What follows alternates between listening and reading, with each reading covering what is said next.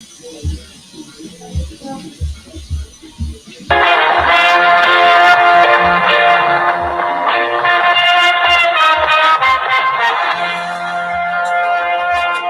is supposed to be pretty good, huh? Yeah, it will be, brother. Feed this ass.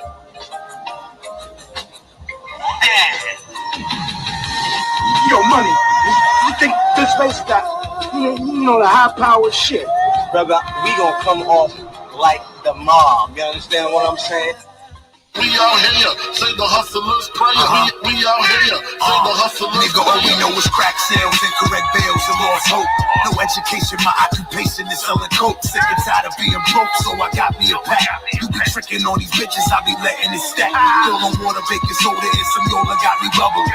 Broke my grandma's heart, she heard I was hustling. Something gotta give, yeah, I gotta live. They want me dead or in the 12 by 12 with time on my head. Fuck that, tell them niggas wait on that. The first to 15 fees, wait on that. Use a few green short, put some weight on that. Drop through a few extra, he know I'll be right back. Just like that. When they see you winning, they don't like that. 4-4 bulldog, in case I gotta fight that. I need 100 million before I go. Any day could be the last, but you never know. So we out here, say the hustlers prayer. We out here, say the hustlers prayer.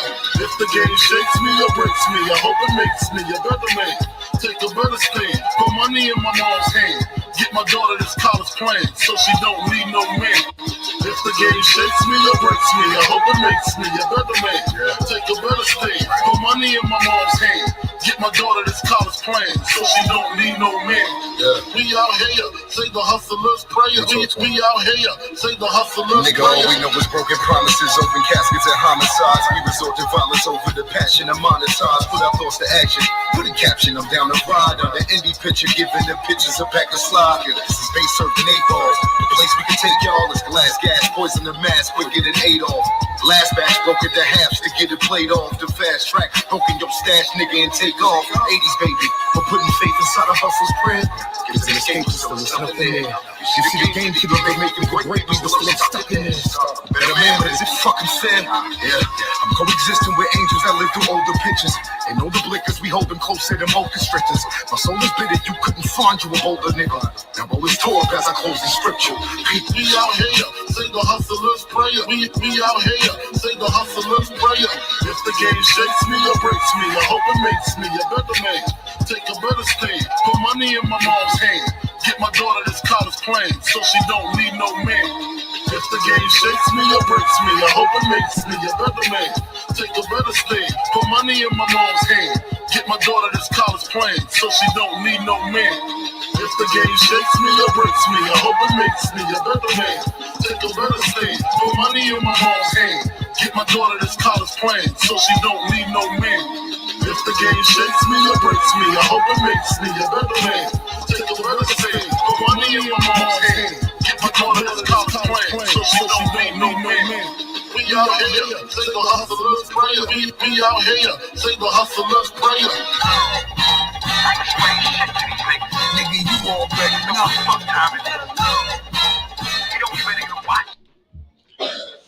Ooh, welcome to the smoke session. So, you seen the thumbnail, you know what it is. I'm waiting for OG to pull up real quick.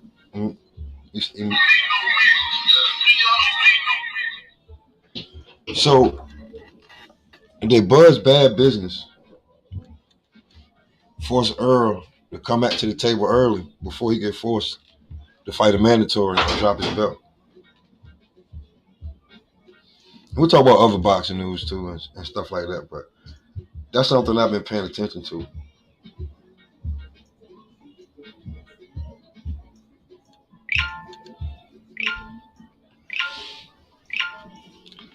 Put it a few places real fast.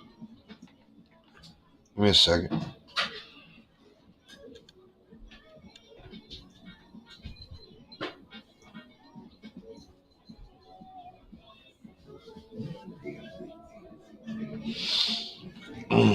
So, in my eyes, it looks like Bud has pushed Earl into a corner because there's really not much he can say or do. He actually looks pretty sad, to be truly honest with you.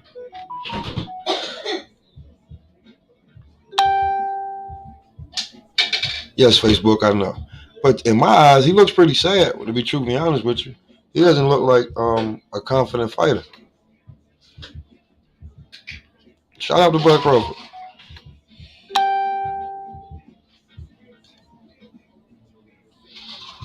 Hold on, give me 1 second. Where the hell this nigga done invited me to join?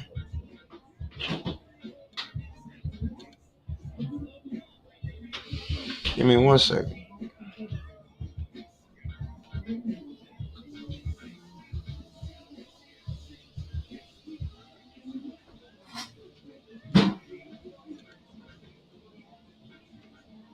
Oh, okay, I see what he asked me to do that now. That shit, whatever. That shit dumb late. Anyway, I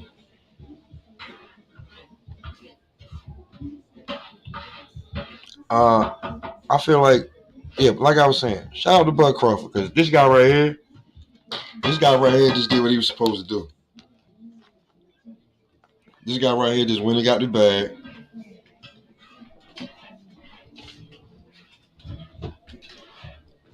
And turn around,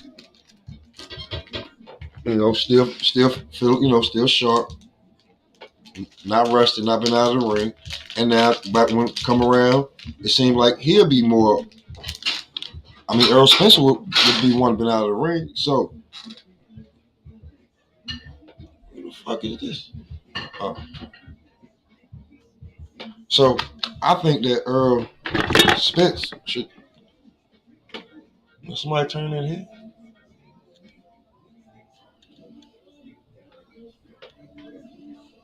Oh.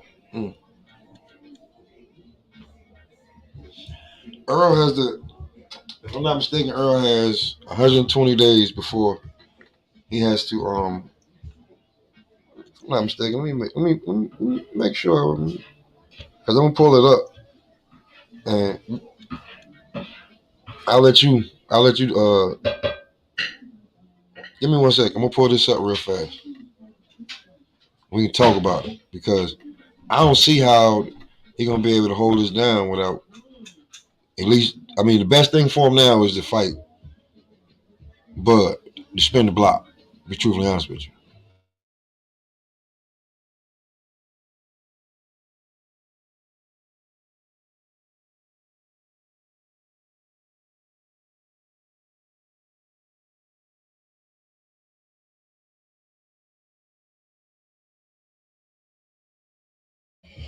Yeah, it's totally best for him to spin the block and come back and see Bud Crawford.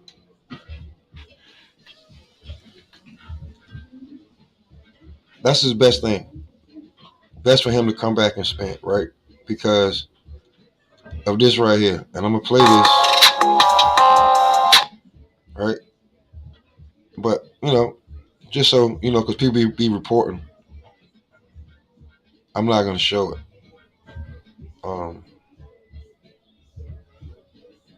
Damn, babe, what the hell is that you did? Wow, shit,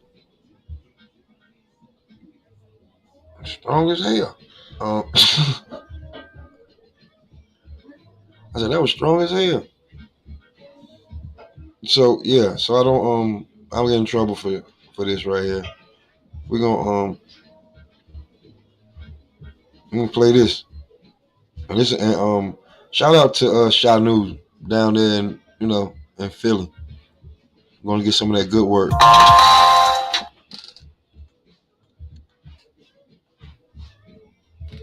Last question, Mr. Boozy. Frank Martin, spectacular performance against Michelle Rivera. What'd you think of it? I thought it was a good fight, but I didn't think it was going to turn out like that. I thought was going to give Frank a little bit more problems than that. Rivera, I thought he was going to give him more problems than that. But to me, he didn't know how to fight a southpaw. You can see that from round one. I saw it from the beginning. And then not only that, I saw that Frank could have stopped him if he had listened to his corner more, to Derek James, his trainer. He could have stopped him. That pressure. He kept on pulling out and kept on turning when he hit him with good shots. He said he finished him off. He went to the body, going to the head. You know what I mean? So I think he could have stopped him. And I think he said the same thing, though. If I'm not mistaken. Michelle Rivera's trainer said that he had a real bad weight cut and he passed out before the fight. Yeah, why don't you take the fight? I would have pulled out the fight. You know what I mean? If you had a real bad weight cutting and you fell out, man, you could have got really hurt in that ring, man. If I was training, I wouldn't let him have fought. He wouldn't have fought under my battle. Now, do trainers do that sometimes? Like, won't disclose certain things because they want to fight so bad? Yeah. Or want a payday? I guess some of them do it for the money. You know what I mean? I not me. The safety of my fight is more important than the money. Some fans feel like an excuse.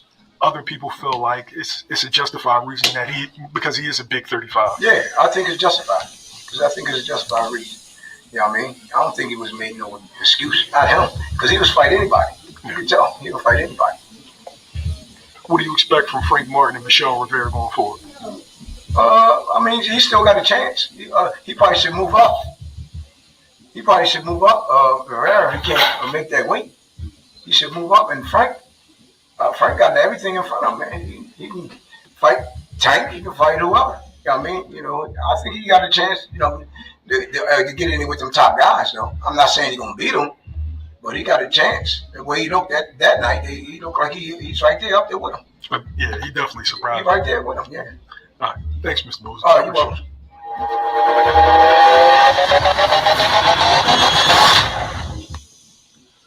Well, Frank Martin looked pretty good, but that's not the one somebody had sent me. I gotta go find it anyway.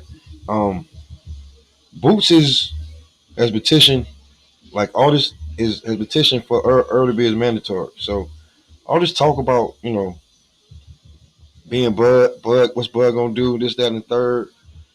Bud gonna fight his mandatories, but it's right about now. Errol mandatory name is Jerron Boots Ennis. That's what his mandatory name is, Jerron Boots Ennis. That's who he about to fight. Bud right here hollering, hey, yo, you ready to spin that block? You know what I'm saying? You ready to spin that block? It's better if you come on over here, man. We get these paydays out of the way now. Now pay attention to what's going on, nigga. Don't just be sitting in the background. Answer the phone. Don't just be going to Disneyland.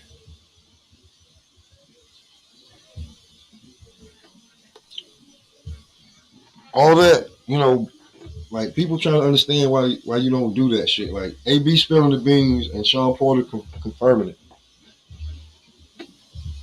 Why would you even think about doing with that deal that they offered him? Like right then, like, all right, if that's what y'all want me to do, let me go get this real money first. And then you telling me I got to wait 6 months before it'd be 6 months to a year if I get my bread? Wow. All I can say is wow. 6 months to a year before you get your bread. Could you imagine that? Come on, man. Okay, let me go get this bread. Everybody complaining, ain't no bread. I ain't getting no money. Let me go get this bread. And when we come back to the table, I'm ready. I done spent the block. What's up? What y'all niggas want to do?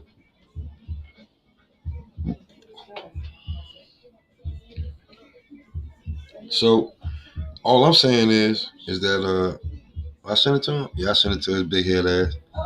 All I'm saying is that all the nigga need to do, and I didn't send it to him.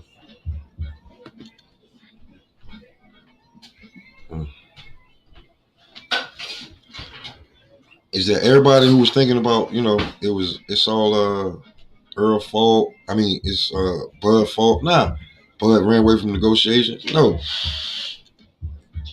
It's time to go. When it's time to get that bag, man, it's time to get that bag. You're in the twilight of your career. You're your own promoter. You got to take care of everybody that's around you. Now, what Errol can do is, right, this ain't no Errol bashing. He can either shit or get off the damn pot. So he can either spin the block, negotiate with with Bud, and that undisputed would trump everything coming up. Or the IBF want that fight with Boots. Because the fight with Keith, obvious, is off with the car accident. So that's not on. So there's Boots right there. So are you gonna fight Jerron Boots Ennis? Or are you gonna spin the block and make that and actually be there for them negotiations? It's tough tell. That's tough tell. Cause hey yo, you ready to spin that block? That's all Bud's saying. Is you ready to spin that block? You know what I'm saying? Cause if not, bro, you gotta come up off of these belts. You know what I'm saying? Be truly honest with you. Like, let me see this. Yeah, this is right. Yeah, right here, right.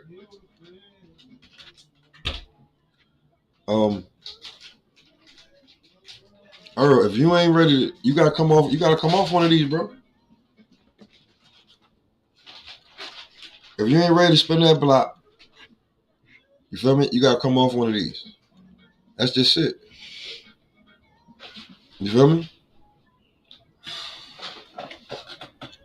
What we talking about here? Are y'all really ready for this, man? Word. Spin the block, undisputed. Whoever wins, that's it. We know niggas is moving up because Errol, you nigga, you about my side. You about 100. You ain't 100 nothing. Word, you run around looking like a running back. You about 205. You bigger than Christian McCaffrey. That's just a fact. That's just a fact. You know what I'm saying? You're just a big ass human being. It's hard for you to make that weight. You need to go on up to 154. And if Charlo don't want to leave, just bust his ass. But other than that, if you're gonna do that, nigga, you gotta come up off these straps, nigga. If you ain't ready to spin the motherfucking block. You know what I'm saying? If you ain't ready to, hey yo, spin the motherfucking block. Know what I'm saying? Come up off of that. That's just what it is. Hate it, fucking love it. So I want to make sure that, you know, when we start talking about business and what was done, look at what's going on. Man just came out and told us how long it takes for them to get paid they damn back end money.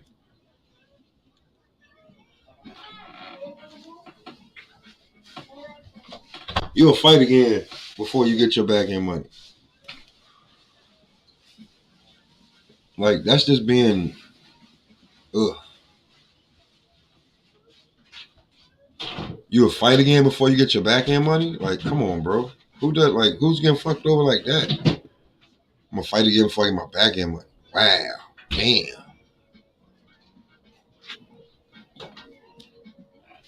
How's that possible?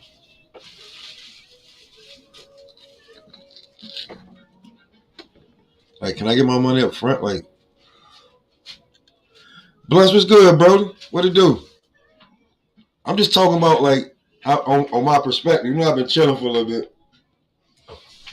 Me just sitting back looking, it just looked like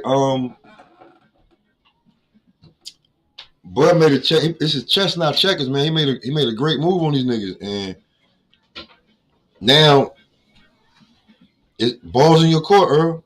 Best thing for you to do is spin the block because it's either go fight Boots, or you know what I'm saying, fight Boots, drop the strap, or move up. Word up. And the best thing for you to do is turn right back around, swallow y'all pride, tell Al, yo, we gotta go see this nigga. Yo, I want to be there too. I'm trying to get this shit done. It's too much bullshit. I gotta get this done. You know what I'm saying? Word. You have me running the Boots, or I gotta drop the strap. Yo. You gotta drop the strap, or you gotta motherfucking just, you know, go ahead and fight undisputed. Listen, man, nobody's gonna be upset but the Earl sexuals when Bud taps dance on that ass. That's it. It's all right. It's okay. Go and get that shit out of the way, and we'll be good money. You know what I'm saying? And then we can start a new business. Other than that, you're in what they call, what the old folks would call a pickle, buddy. I mean, bro. I mean, Blunts. If you can say that, bro, but you know, ain't nothing else for him to do.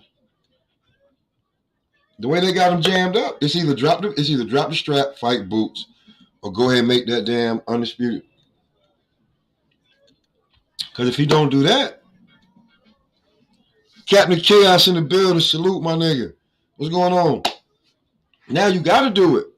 Al Money, what's going on, bro? We just talking a little boxing, man. You know what I'm saying? Making sure that we know what happened. The real people know what happened. Small channels know. That man just made a chess move, and these people are stuck right now. They're a little upset. You know, people call him Budrick and, you know, just making up the crazy videos for the algorithms. You know what I'm saying? You know what I'm saying? And yo, the link is in the chat, man. If you want to pull up, say your piece, how you feel, and pop off. It's all good. You already know what it is. It's all fam over here. Or Blunt said the guys, Chaos, Al Money. What's the deal? Big Blunts and boxing. Yeah, yo, bro, I would rather have these many real niggas in here than a little bit of niggas in here. But hey, you can bring me back. We were back out of draw. I think that Bud Bad Business, so called, has painted Errol into a corner he ain't like. You feel what I'm saying? Yeah, bro, it's gonna be real. It's gonna be real. First, listen. First of all, like, cause Blunts is getting acclimated to it. So I'm gonna bring it in slow. What's going on, the key? Salute.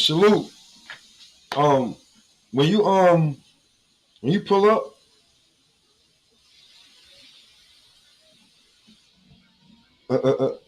like when you jump into this shit, right? This YouTube shit, right? And you be like, I'm ready for it. Everybody wants to be nice, and then then you see their true colors. But this move that he made to make himself more valuable, right? They are pissed about. But what are you pissed about? Like, you can't have a narrative that Bud don't sell, Bud ain't shit, Bud ain't this, Bud ain't that. You know what I'm saying? You can't, yo, Bless, in a little bit I'm about to give you a damn rinse, my nigga, because you always over, I fuck with you. You can't have that shit and then say that if he fights Errol, you're gonna sell. Like, that's the dumbest shit in the world. Like, you gotta support that man no matter what, so they make the fight happen. Like, let's just be open and honest with you right now. You motherfuckers is not understanding what's really going on. You don't know how to. Let's just be real. The Alphabet Boys don't know how to damn promote a fight, obviously, because if you did, you would know that beating down one man and the way that you're doing it is not going to help the fight sell. People are going to be like, well, damn, if this is what y'all saying, you know what I'm saying? Ain't shit going on, because truth be told, they listen to us. They listen to everybody who moves shit. People got to go back and look and see who subscribed to you. Like, okay, you know what I'm saying? And your followers. So you got to know that these motherfuckers is looking at what we saying, what we doing. And if you moving shit, like, look at my little bitty channel. You know what I'm saying? Who thought I would have damn broke that big ass story? I probably got the story of the year broke when it comes to boxing shit. You know what I'm saying? Because ain't nobody paying me, and I'm not getting paid for this shit. I do this shit for the love, because I'm tired of watching these niggas give motherfucking they just hand out these blue pills. Listen, that man just made a chess move to make himself more valuable. He went into negotiations. They gave him shitty deals. Like, if anybody in life, if you ever been fucked over, or somebody tried to fuck you over and you saw it and caught it, and you was like, all right, listen, man, you go back, you go out, you make yourself more valuable. Now when you come back to the negotiation table, you know what I'm saying? They can't hand you that deal. And the people know that. They know they can't hand you that deal. By yourself fighting a nobody, you did 120, 150. All right, if Earl's such the big fish, he going to do 200 by himself. All right, cool. We're going to do 300 and some change, and let's get it popping. Is that what's going to happen? No.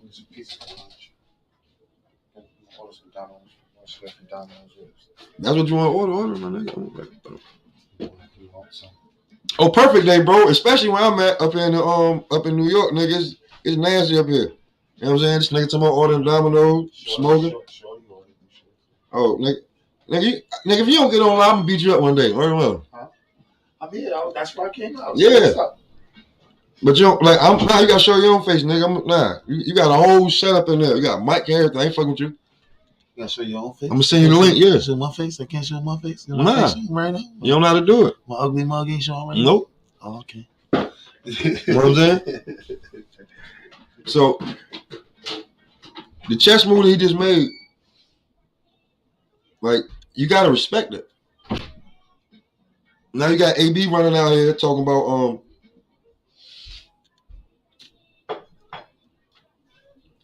you got AB out here talking about, listen, man, I'm getting my money that Wednesday. That's a lot better than getting that money, getting my money 5 months from now. Just saying. It's always good to get your money right then. That way you know what I'm saying? You can take care of shit that you gotta take care of. Instead of you telling me I gotta calculate the numbers. Let's do all the numbers. No. Let me get mine what you promised me, and then you take care of yourself later. Stop trying to get into my pocket. That's what's best. You feel what I'm saying? That's what's best for niggas. You do what's best for the fighters. You're a conglomerate. You're gonna get your money. You have the website. You put the whole fight out on your website. You put the whole card. You just keep replaying it. Y'all a brand new website. Like, real talk, I'm gonna be truthfully honest with you.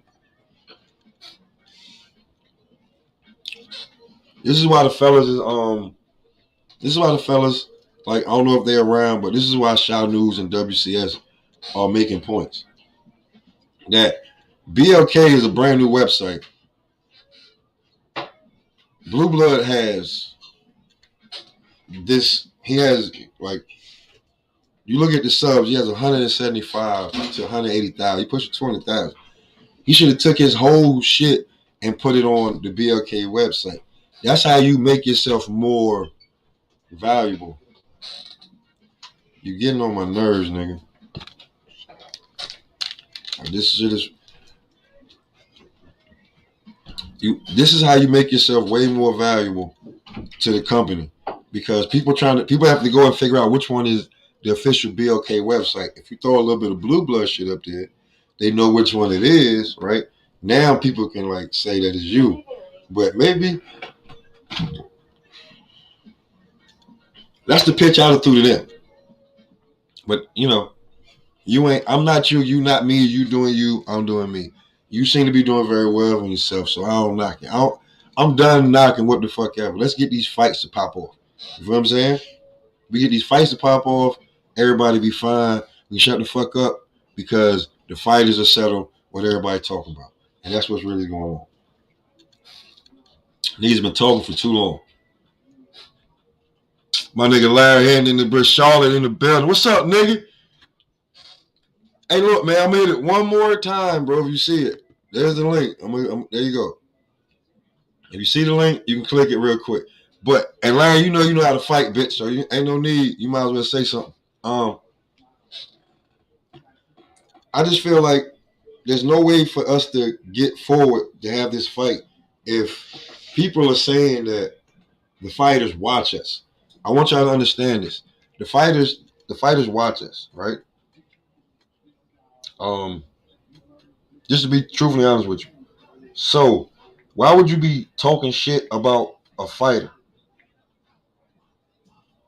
that don't benefit you or anything? And if the fighters are watching, then you know that these exes are watching. Like, everybody's on social media. If the following look like it's big enough, people are gonna run over there and see what you're saying. And if you're talking shit about the fighter, saying this fighter isn't this and isn't that, you start seeing these people saying, well, it's not gonna sell. Why the hell even make the motherfucking fight?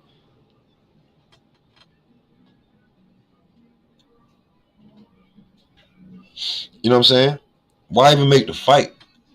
Why make the fight if if the fans are saying this particular fighter can't sell, if he can't sell, why would we pay him where he coming in and talk about? Like, this is what they talk about you on social media. You know what I'm saying? You don't do this, you don't do that. Like,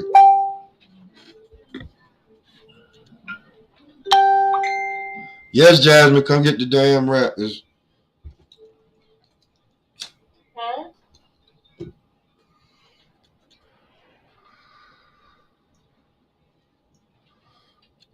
My Jasmine want to.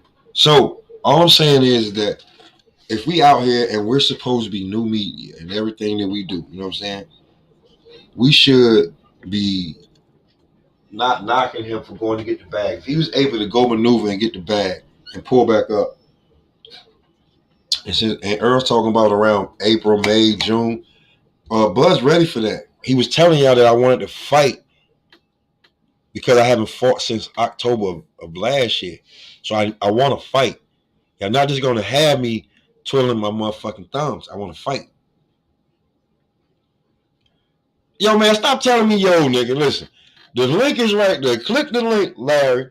Little Larry, click the link. You can talk to me real quick, nigga. Word, it's better than a phone call. But there's nothing like, you know what I'm saying, like actually doing the job. Like doing the simulation of sparring and running and all that shit. You know what I'm saying? That's not going to get it. You got to get in the ring and fight. You know what I'm saying? He got in the ring. He fought. Now, I mean, Errol ain't going to be ready anyway. Errol in a car accident. Boom. Now, he can't fight Keith. He got 120 days to see what he's going to do with the IBF. Apparently, allegedly. You can go check it if you want. But it's either that or spend the block. However the fuck you spell spend. You spend the block and make this fight.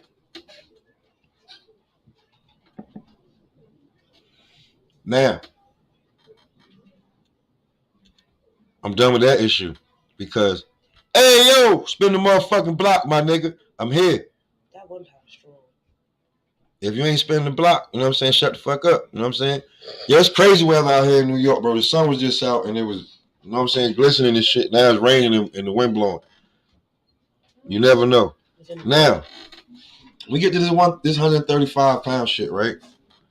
I'm about to show y'all the guy at 135. I'm going to show you the guy. Don't get mad at me. I'm going to show you the guy.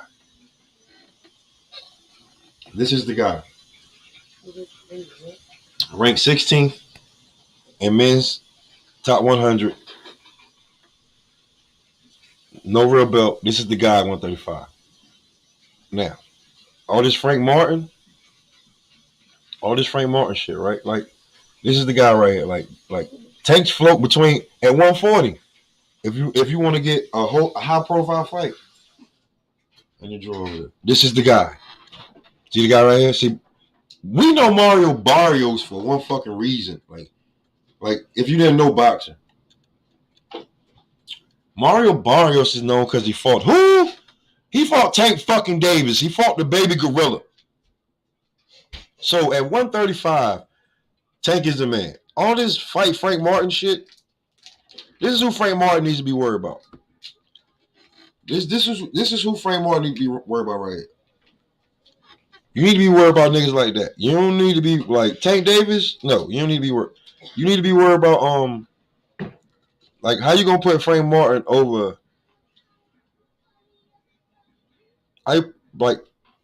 Frank Martin can't beat him. Frank can't beat him. Listen, look at this right here. In the top 100, right? In the top 100. Damn it, Shakur Stevenson is number 10. He ain't got no fucking belt. He ain't got no belt. Shakur Stevenson. Now I'm gonna go to the top 20. I don't see Frank Martin no motherfucking way in this bitch. How the hell he deserve a fight against Tank? I just want to know. Please explain that to me.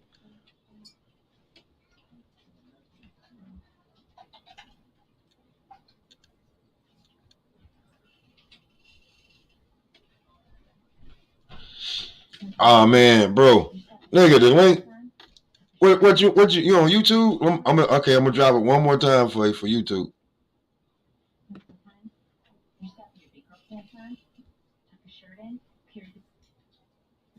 It's one thing. It's a certain one you got to click to jump on.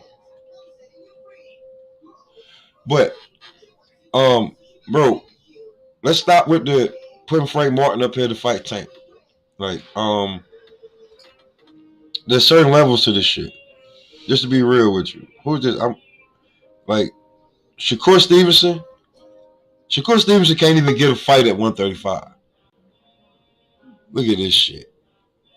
What up, nigga? What up, Foley? What up, bro? Hey, shit, man. We'll go with it. Just up here talking this boxing, man. I see you fuck with that boxer. I see you be on that boxer, nigga. We fight, nigga. You know where we from.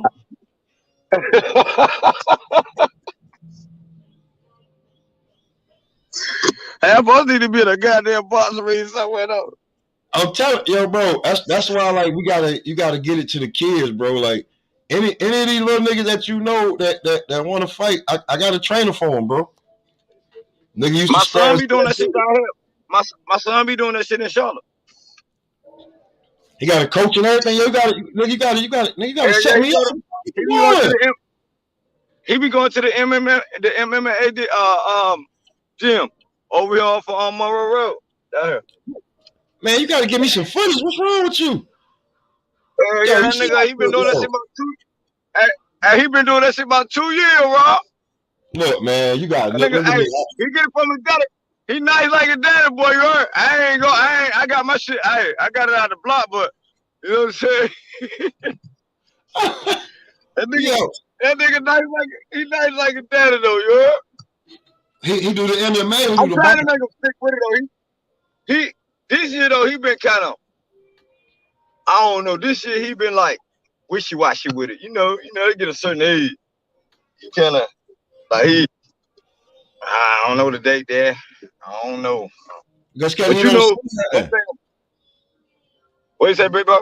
He don't see nothing. Like tell him. I'm trying to tell him, bro. Like what? Like nigga, you from up here anyway. One trip up here, and I can get him in the gym with somebody real, like somebody who, like, know what I'm saying? This nigga got a fighter on Sports Center.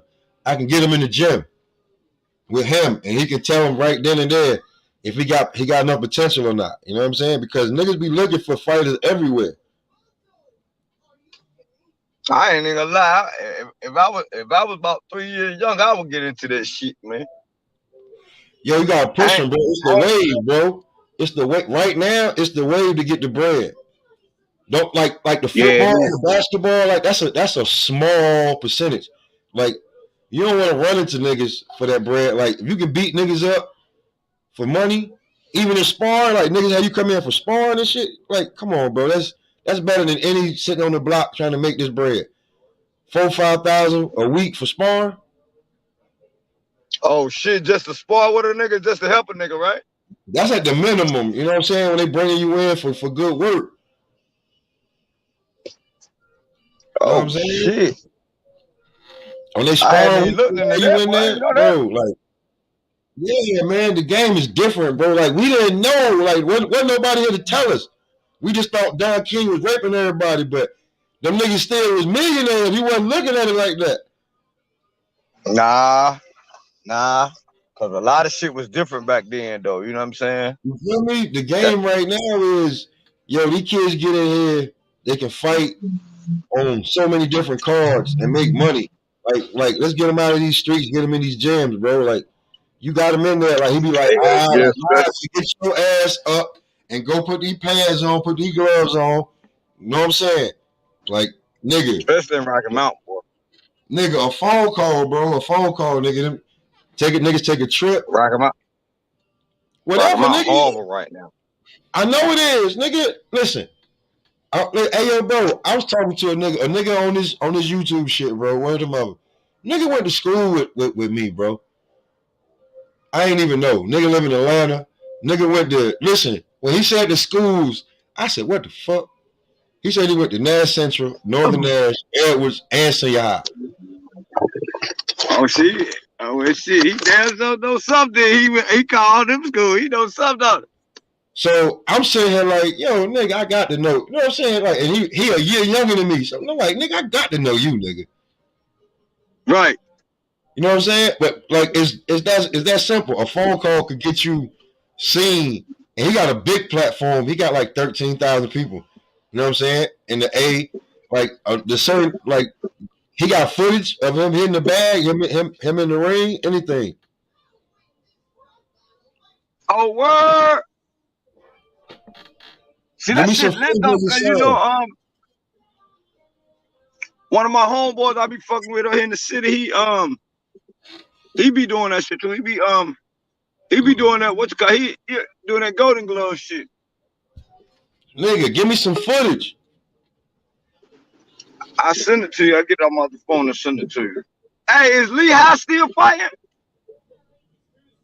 I don't know. What's going on, the King? You remember Lehigh? You remember Lehigh? What's up, OG? How you? Yeah, I don't know if he's still Lehigh fighting. from Rocky Mount? I don't know if he's still fighting. I gotta look him up. Nigga, you right there. Listen, I need footage of your son. I need footage of that Golden Glove shit, bro. You right there. Yeah, nigga. You know I'm locked in Charlotte. I don't even really fuck with him out like that, but you know I'm locked in up here. Listen, man. Listen. If they any good, man, I'll walk them to somebody. Somebody will be able to walk them to Jay Prince if they worth it. Oh, nigga, I know your word is bond anyway. Yeah. If they good, if somebody see him and be like, yo, it's worth it, we'll walk them somewhere where they want to do. What's going on, the Key? How you doing, OG? I'm doing fine. Thank you for asking. How about yourself? I'm doing all right right now. Y'all up in New York? Yeah, I'm in New York. He in Charlotte. Where you at right now? I'm down here in Pennsylvania.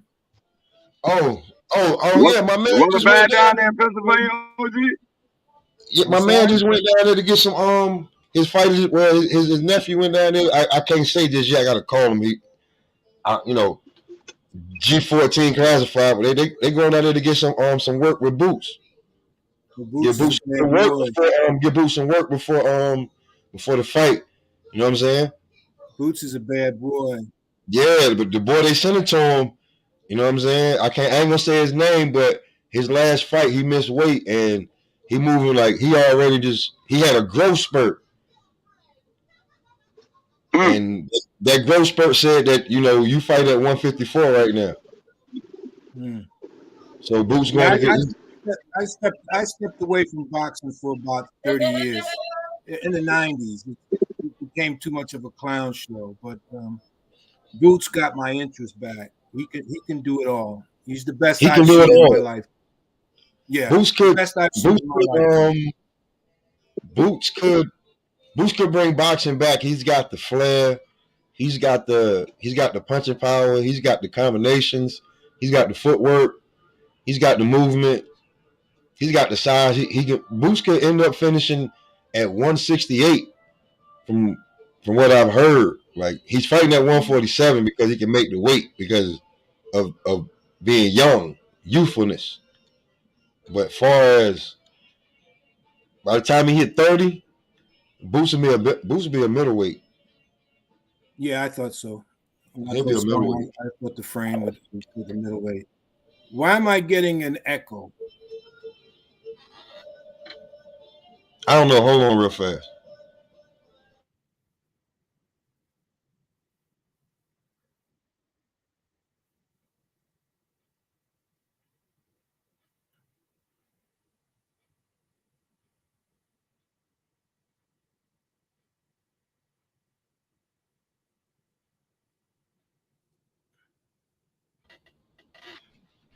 You still have the echo? No, you fixed it. Thanks. Yeah. Yeah, I'm usually undercover, incognito, because I talk a lot of stuff and I get into a lot of other things that I don't really want nobody to know who I am. But I admire your courage for bringing stuff to light, and I caught you on Malachi's show, and I see the connection. So I see you as real, and I don't mind sharing me with you. You understand? I appreciate that. I really Yes, do. sir. Yes, sir. I appreciate that. You know what I'm saying? I don't have nothing. I don't have any bought subscribers. Everybody that subscribed to me, I earned them. So if you come over here, you know, we just give out the real. That's all. I want the real. I want people to know, like, you're looking at a man who made a chess move. He made a real good chess move. Yes, yes, yeah, yeah. He made himself more valuable. Like, people don't seem to understand.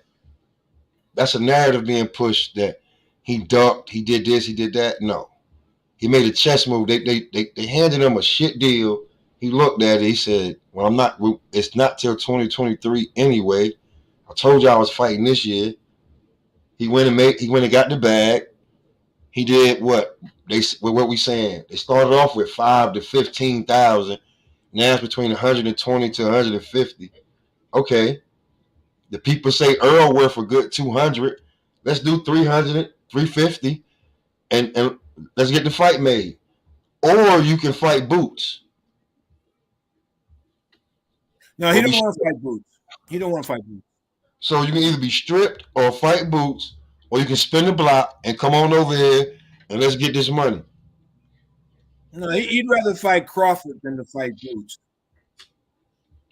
And you got to look at the history of Spence and how he's been crafted to be where he's at. His association with Jerry Jones gives me a lot of reason to suspect that he's a user. He's dirty. He's corrupt. You have to realize that it's all about money and controlling the money. That's what this whole summer was about, keeping everyone on lockdown to cover for Spence's fast lane living. That's all going to come to the head, but people don't want to accept the truth as it is. So, you know, we're compelled to sit back and just watch what goes on because there's very little we can do anything about it unless we protest as fans, but then we're not that well organized, so it's not going to produce anything other than some ill will. And that's how that goes. But Boots is the real deal. He's the one that caused all this turmoil. Spence would have never called Crawford out had it not been for Boots getting the IBF mandatory. And the fact that he has to fight for the second time for a mandatory, but they elevated it up to he's in waiting. So yeah, so he's sitting in limbo waiting for his fight. But now think about this. Spence goes from Texas to California, whether he drove or whether he flew. He sat ringside to watch Ennis floor Clayton. The rounds were only 2, which is basically about 4 or 5 minutes the most.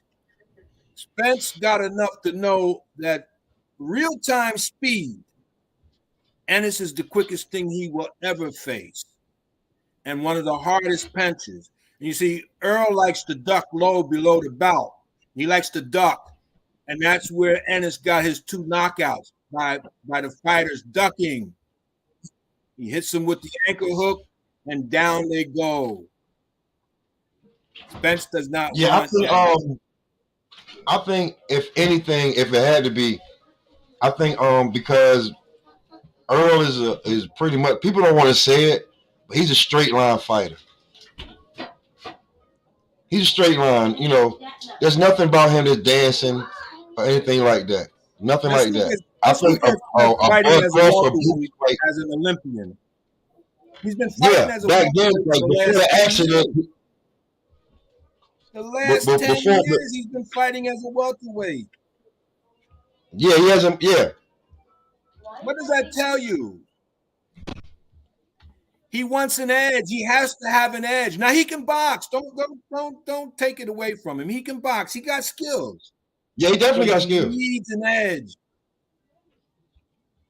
I think a Bud Crawford Boots fight would be way more interesting. Yes, sir. Yes, sir. It'd be way more interesting. I think Bud could give Boots some lessons, but I don't think he can beat Boots. It'd be way. The only way I see him beating Boots is he's gonna have to get in there and get up. Like Get in there and get on that bicycle. Get in there, get on that bicycle. Boots Because will beat himself. Boost too strong, too fast. That's right. I'm be truly honest with you too. Like I'm be truly honest with you. I seen Boots beating up a lot of people. I just want Boots to beat up one welterweight, and the welterweight I wanted him to beat. Everybody was they ain't wanted. I wanted him to beat Conor Ben. I want him to beat. Give me juiced up Conor Ben in the ring with Boots. Boots knocks him out between round 6 and 8. Then we can stop the talk of Boots is beating up, blown up junior welterweights. Boots got that You know real time speed. He got that real time speed. You're not going to beat real time speed. Oh, he's nasty. Even if he didn't have the power, he has the real time speed and the reach to score. Yeah. He has a counter. He has everything. He can score points, but it's that power. It's how he sits on his punches. Yeah. He draws his power from the floor up. And I want you to look at his calves. Look at the development of his calves in proportion to his thighs, in proportion to his torso. Between the torque of his torso and the drive from the floor is where that power comes from. And understand the connection between the energy that comes from the earth and how we transmute it through our physical manifestations. Now, you understand where I'm coming from with that? Yes, I'm getting a lesson right now. I'm so glad you're saying this. Because you're saying it's all it's the torque where all his power is coming from. Not only the torque of the torso, but it's the power coming up from the floor, and his legs have to be able to handle that stress. You see, when injuries occur in sports, it's only because they're asking the body to do something that it's incapable of supporting. It's like trying to put 12 ounces of fluid into an 8-ounce cup. It's not going to work. That's right. So you see how injuries come about? Tank injured his hand hitting that pit bull in the head when he should have been going to the stomach. Should have been going to the body. Yeah, because his bone structure can't. Tank got small hands, you know that. Look at his hands. Yeah, he got small hands. He just a baby gorilla. But see, he got a lot of power, and if he doesn't strike his opponent correctly, he will damage his hand based on the force he creates. That's a fact. Along with him dropping his forehead into his fist. A lot of that force that Tank creates comes from his mental anguish, the rough life that he's living. He's striking out, and he's got the skill to strike out. You see my point? Definitely. Hey, listen, I tell people, y'all keep talking about Tank can't talk. Listen to what he say. Like the 45 guys that he started boxing with are either dead or doing long bids in prison. Do y'all not understand that? Like, maybe y'all so used to hearing that shit, but he live in a third world country. He come from a third world country inside the United States. I want y'all to remember that.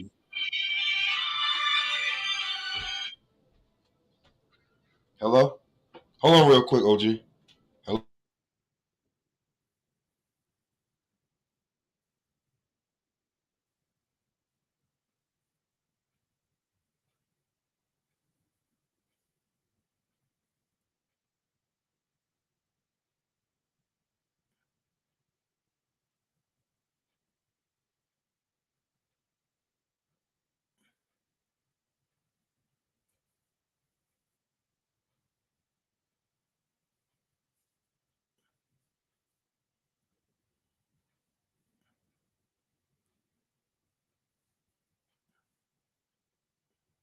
I thought it was from. Sorry.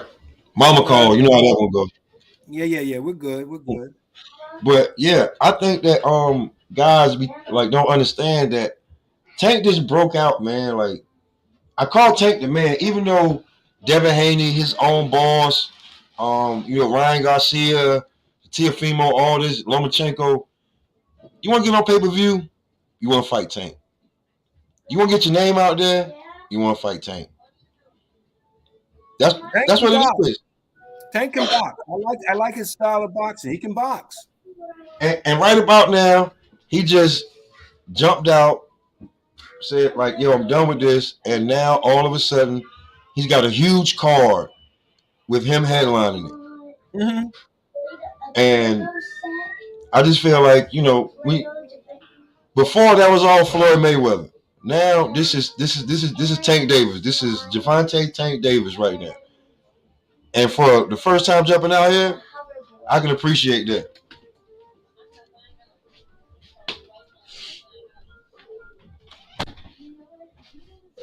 Yeah, I thought Floyd Mayweather was stepping on Coach Calvin's toes a lot, and you can't do that. You got to give everybody their space. But Floyd is so used to shining in the light that he needs that to feed his ego. You have to suppress that ego so that your spirit can grow. And the reason why Floyd puts his money out there like that is because that's the only thing that he got of substance. So he's lacking in spiritual consciousness, and therefore he behaves that way. See, Coach Calvin is a good man, and he's got spirit, and he's the one that's connected to Tank.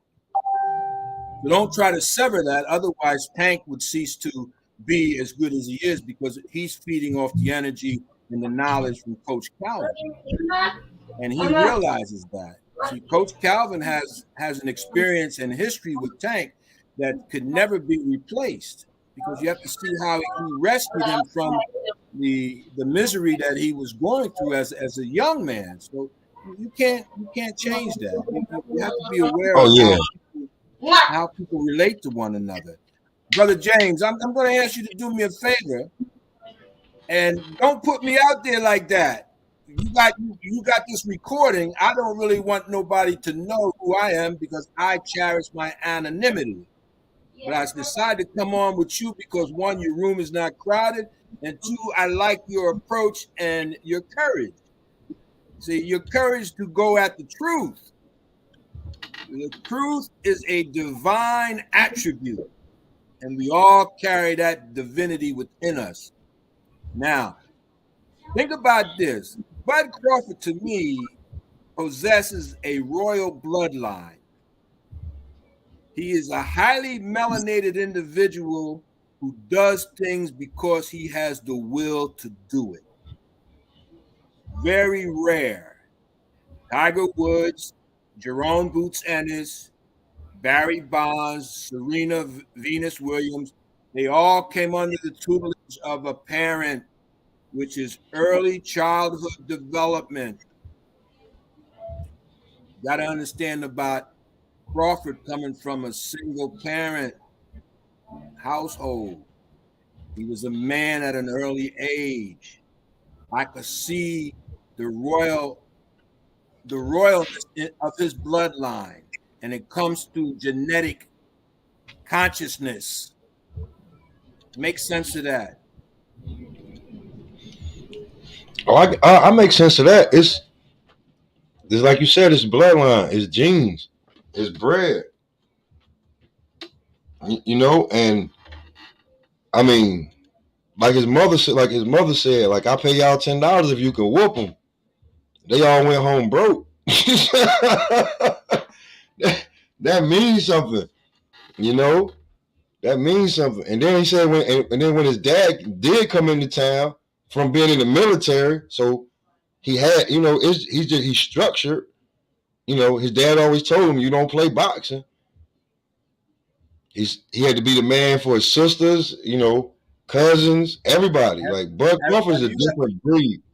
Have you ever noticed that Bud Crawford has firearms and he don't mind displaying them?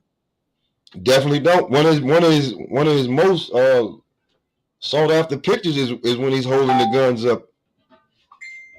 Now, you understand why he is feared? Oh, I definitely do. That's why they don't want him to have the money.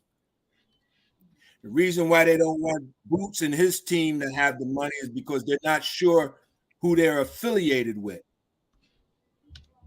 You understand? It's all about how the money flows. Yeah, Errol because Spence is no threat.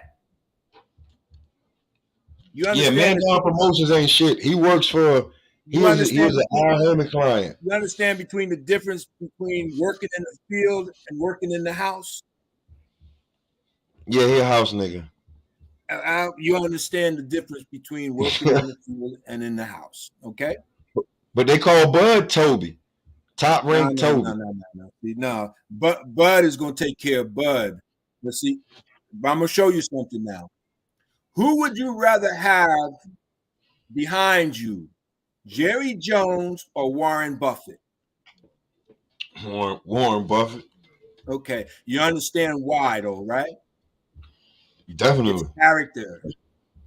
Definitely. It's character.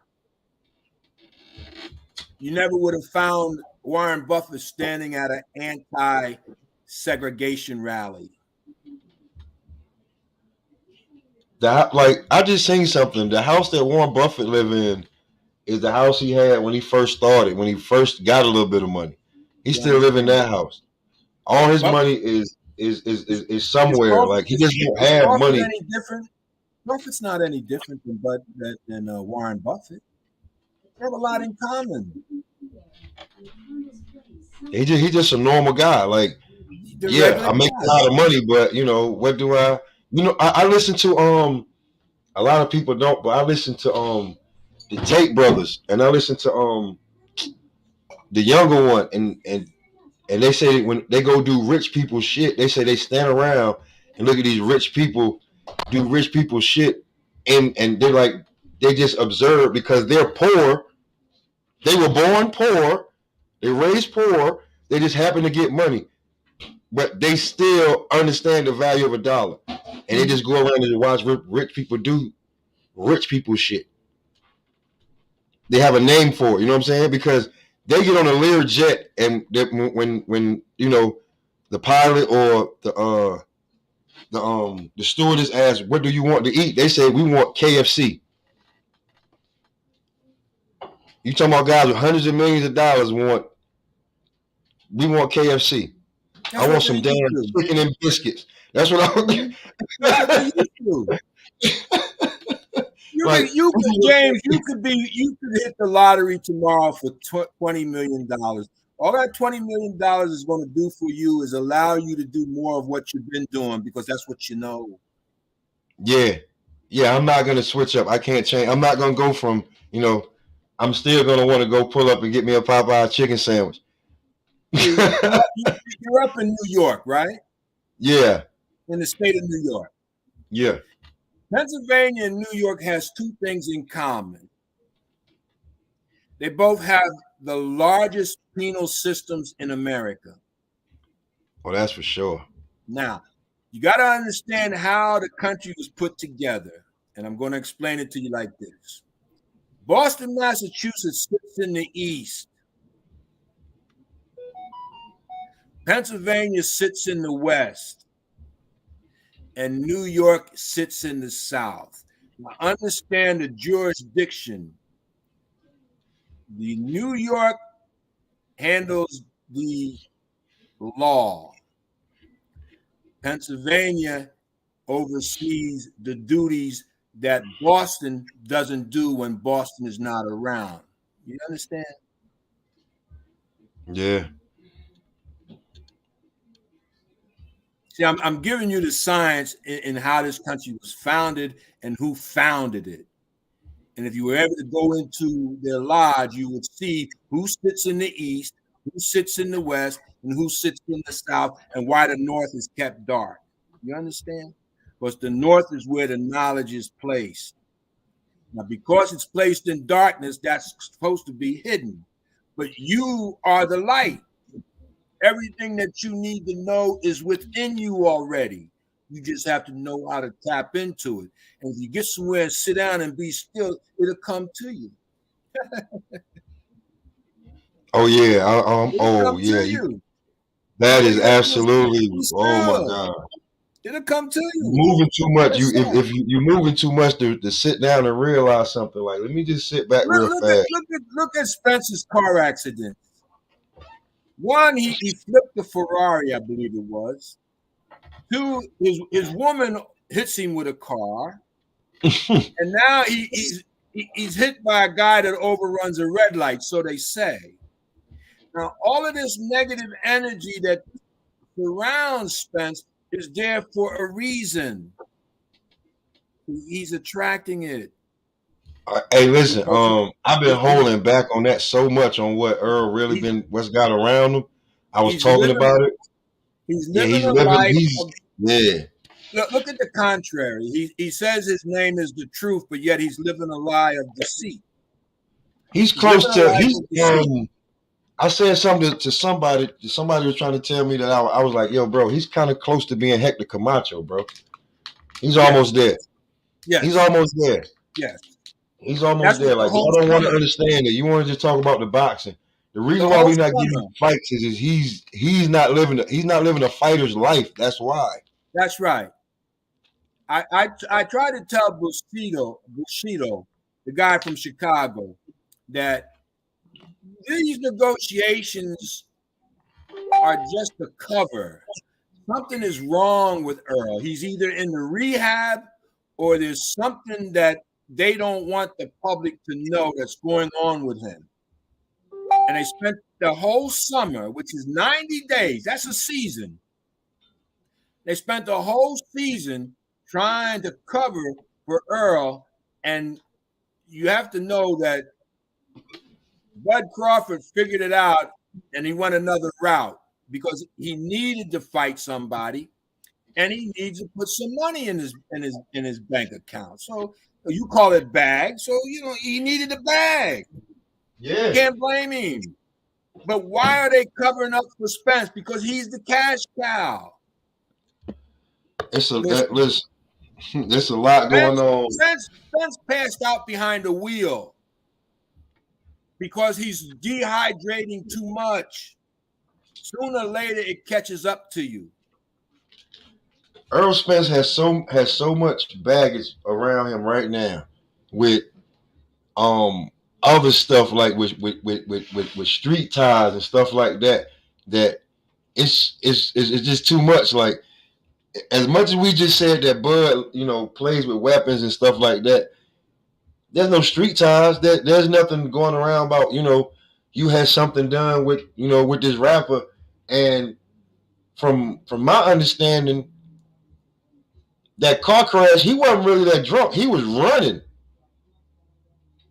So it's a lot that goes on with Earl. Like, coming out of Texas, you got to know people in Texas and people that's like that people talking about this stuff outside of boxing that bring his name up into things.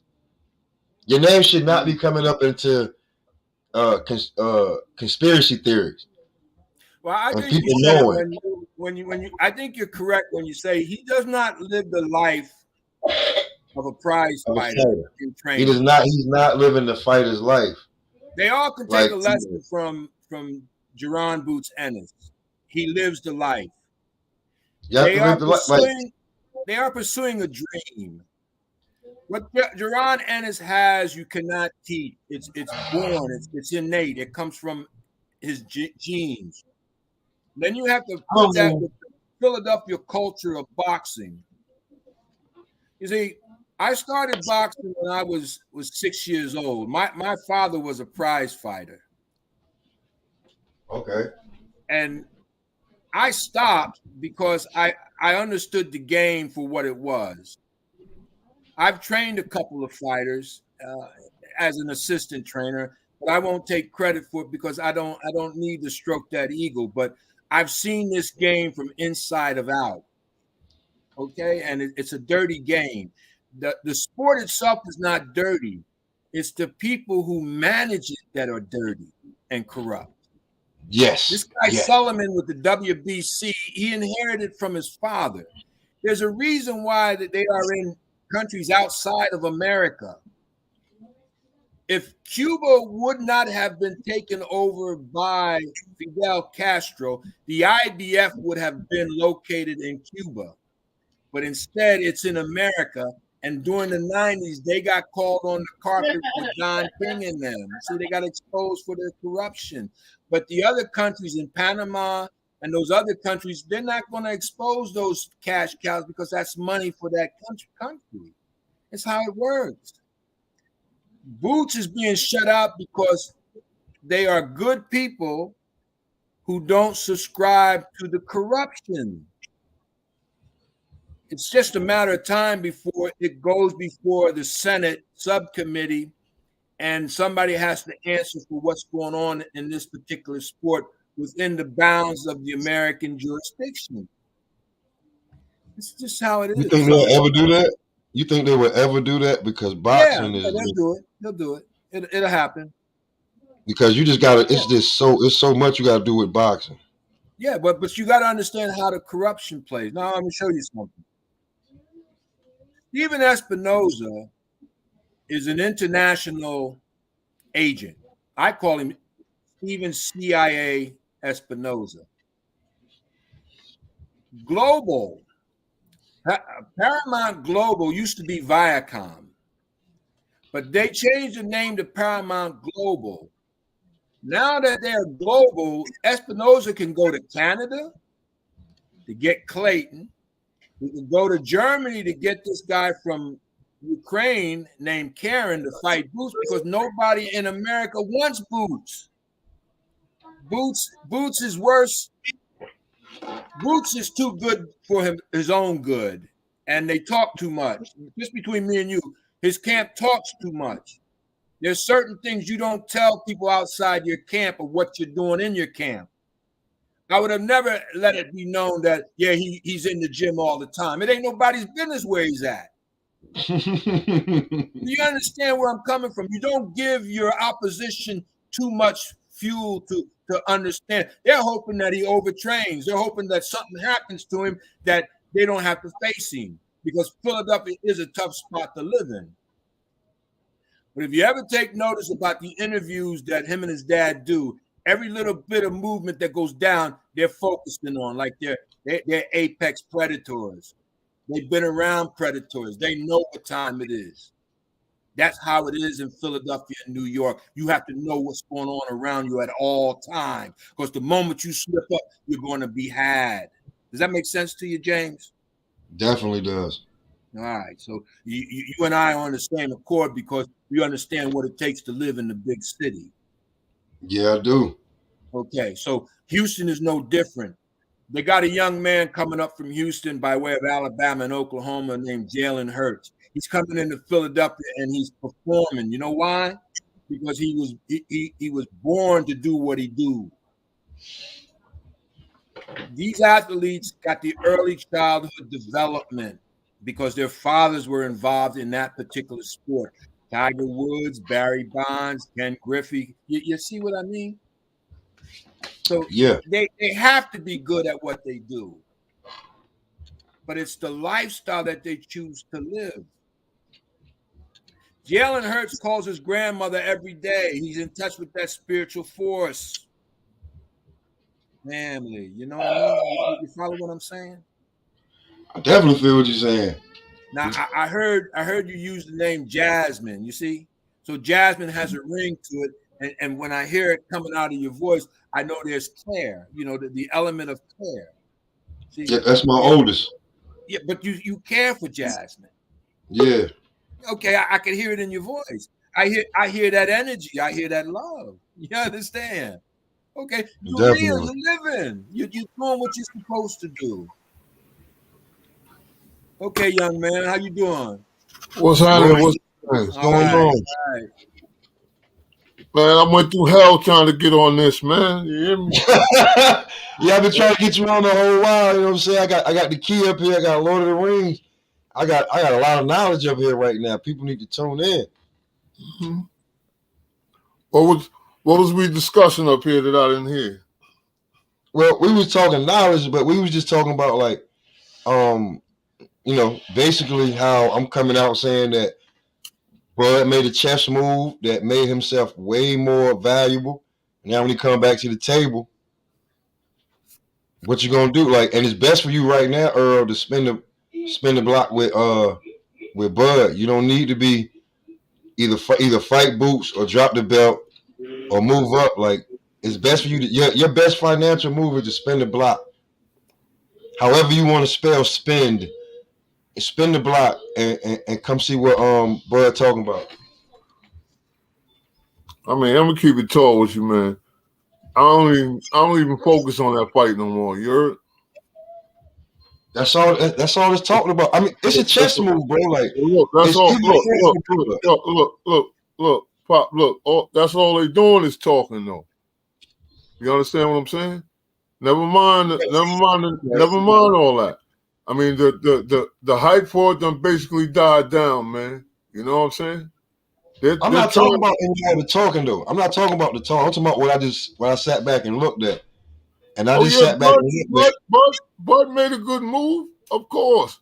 But look, by the same token, if Errol Spence ain't playing chess with him, I mean, Bud ain't doing nothing but playing chess by himself. You feel me? But all I'm saying is, if you see that and I see that, the key see that, everybody sees this, man. And obviously, it's a political thing, man. Why they not putting this business together, you know? I'm just saying, I don't know why. I'm just putting it out there. Oh, you know, it might need to be said. That man made a great move. Let's not talk about everybody crying about the wrong thing. He made a great move. Oh, look. He made himself more valuable because all people talk about is how he does not sell. He don't do this. He don't do that. So if we know that he ranging around 120 to 150, y'all swear Earl a cash cow. He's doing 250. We should be looking at about 500,000. Let's make this fight. Right. And let's be. AB came out here and spilled the beans and said, "Hey, I get my money. I get all my money that Wednesday. I ain't got to wait 6 months to a year. Oh well. I get all my money like BLK. They giving everybody their money that Wednesday. By Wednesday, all the checks have cleared.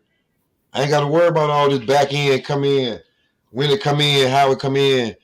When hold on, we're gonna put it on the PBC app for a little bit longer. Okay, all right. I feel what you're saying. I respect that, you know what I'm saying? But I got a question. I got a question. He's doing all this, talking all the money situation or whatever the case is. Who is he gonna fight that's gonna keep him relevant? Right now, the first fight is Red Cat. Now, he was supposed to fight him before and he pulled out of that. Hey, listen, from what he's saying, bro, and what I'm getting from the little interviews and shit, I'm just, I'm throwing my detective ring in the hat. What he's saying is that, like he said, they're like, oh, we gonna pay you the type of money that you want, but you gotta go fight Godzilla. I'm just saying, that's my question. Who is he gonna fight that's gonna keep him relevant? Apparently, I think it's the belts that keep him relevant. He has those belts. That's what keeps him relevant. Okay, but all right, okay. Once again, when somebody comes to defend the belt and they're somebody or semi somebody, then that's a different question. You understand what I'm saying? The answer to your question, which I think you want, is Regis, because Regis is calling him out, and Regis would beat him up. But that would keep him relevant. It would be a fight that we would want to see. Okay, because he's talking all this money situation. Okay, you got a lot of money from these people, but you got to have fights that's gonna keep you relevant. You can't just think you can get this money and splurge on it and all that. It don't go like that. Y'all understand what I'm saying? Absolutely. But I'm just saying, he's saying, first he's saying Ivan Redcat. Then he's saying, yeah, but I guess now he's fighting him for the price that he wants. And he's fighting Ivan, okay, how he wants to. Name somebody else because it seems like what's going on with his situation. Well, Toby from Barker what I'm is correct. hearing, what I'm hearing, and what I'm Toby, seeing, could be Toby Ivan Barker is Redcash. correct. The first one is Ivan Redcash, and after that, it could be maybe another tune-up fight, and then it would be Regis.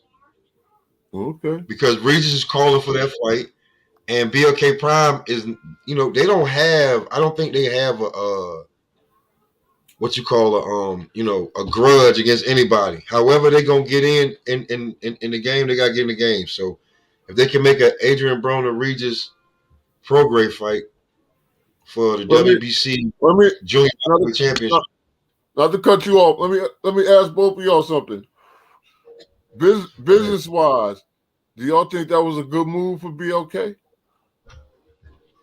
Wait, with Adrian Broner? Yeah. Yeah, AB always sell a fight, bro. People are tuning in to watch AB not throw his hand and get his ass whipped and be like, I told you so. But, that's me. What you think, the King? The greater the risk, the greater the profit. That's a fact. But watching AB fight, people love AB. It's watching him fight. If he looks halfway decent against Red Cash, and then Regis may be there. Regis may have a fight coming up, or however they sell it, however they build it up real quick and get that fight, people gonna watch it. So you think the mental health issue with Broner was an excuse to back off and go in another direction? Yep. Yeah, hell yeah. I think he was like, yo, what y'all doing? Like, I think Adrian Broner was the first person to be like, what the hell y'all just offer me?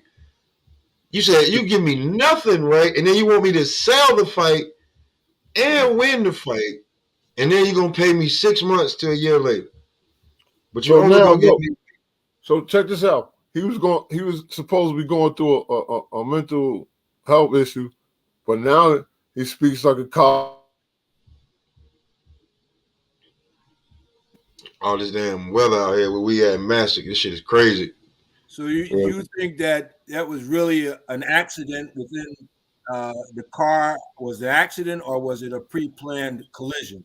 I think no.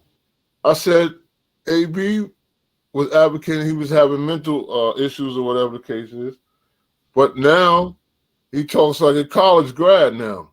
You don't see the difference? You don't think Spence is having mental issues? I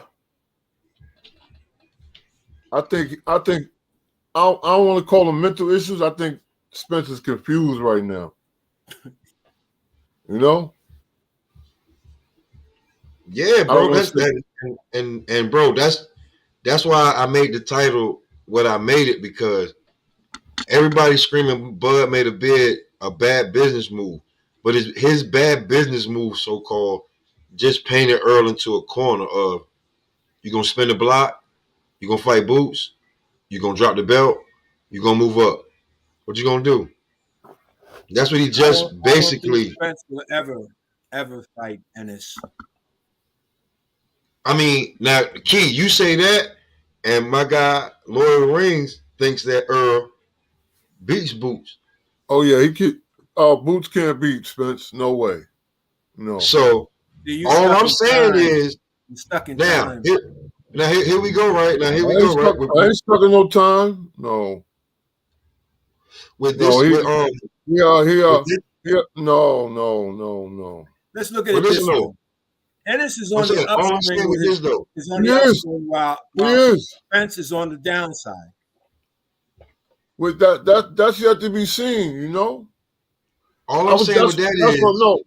That's what I was going to say about the thing about it. People got to understand with Bud too. Like, hey, he's staying active. He's fighting.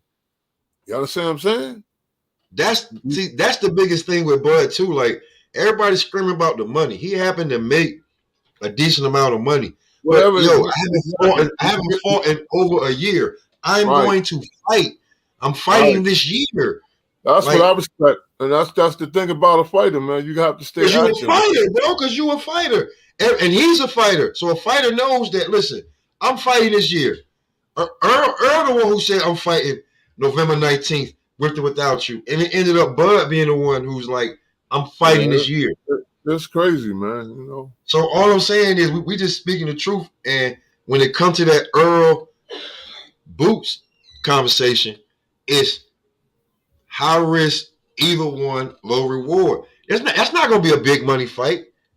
I mean, like I just told you, it might be a boring fight, man. It may be. We might as well go ahead and we might as well put the hype into the Bud Earl and get the Undisputed out of the way. It won't even be a fight. We need to get it out of the way because you just don't got no more confidence in Spence no more. Huh? No, Spence ain't the man he used to be. He's not the man he used to be. You have to understand how the changes occur. Yeah, I know. Look at the mouthpiece incident. He got hit in the mouth, lost his mouthpiece, and forgot what he was doing. Yeah. That's neurological damage. Yeah.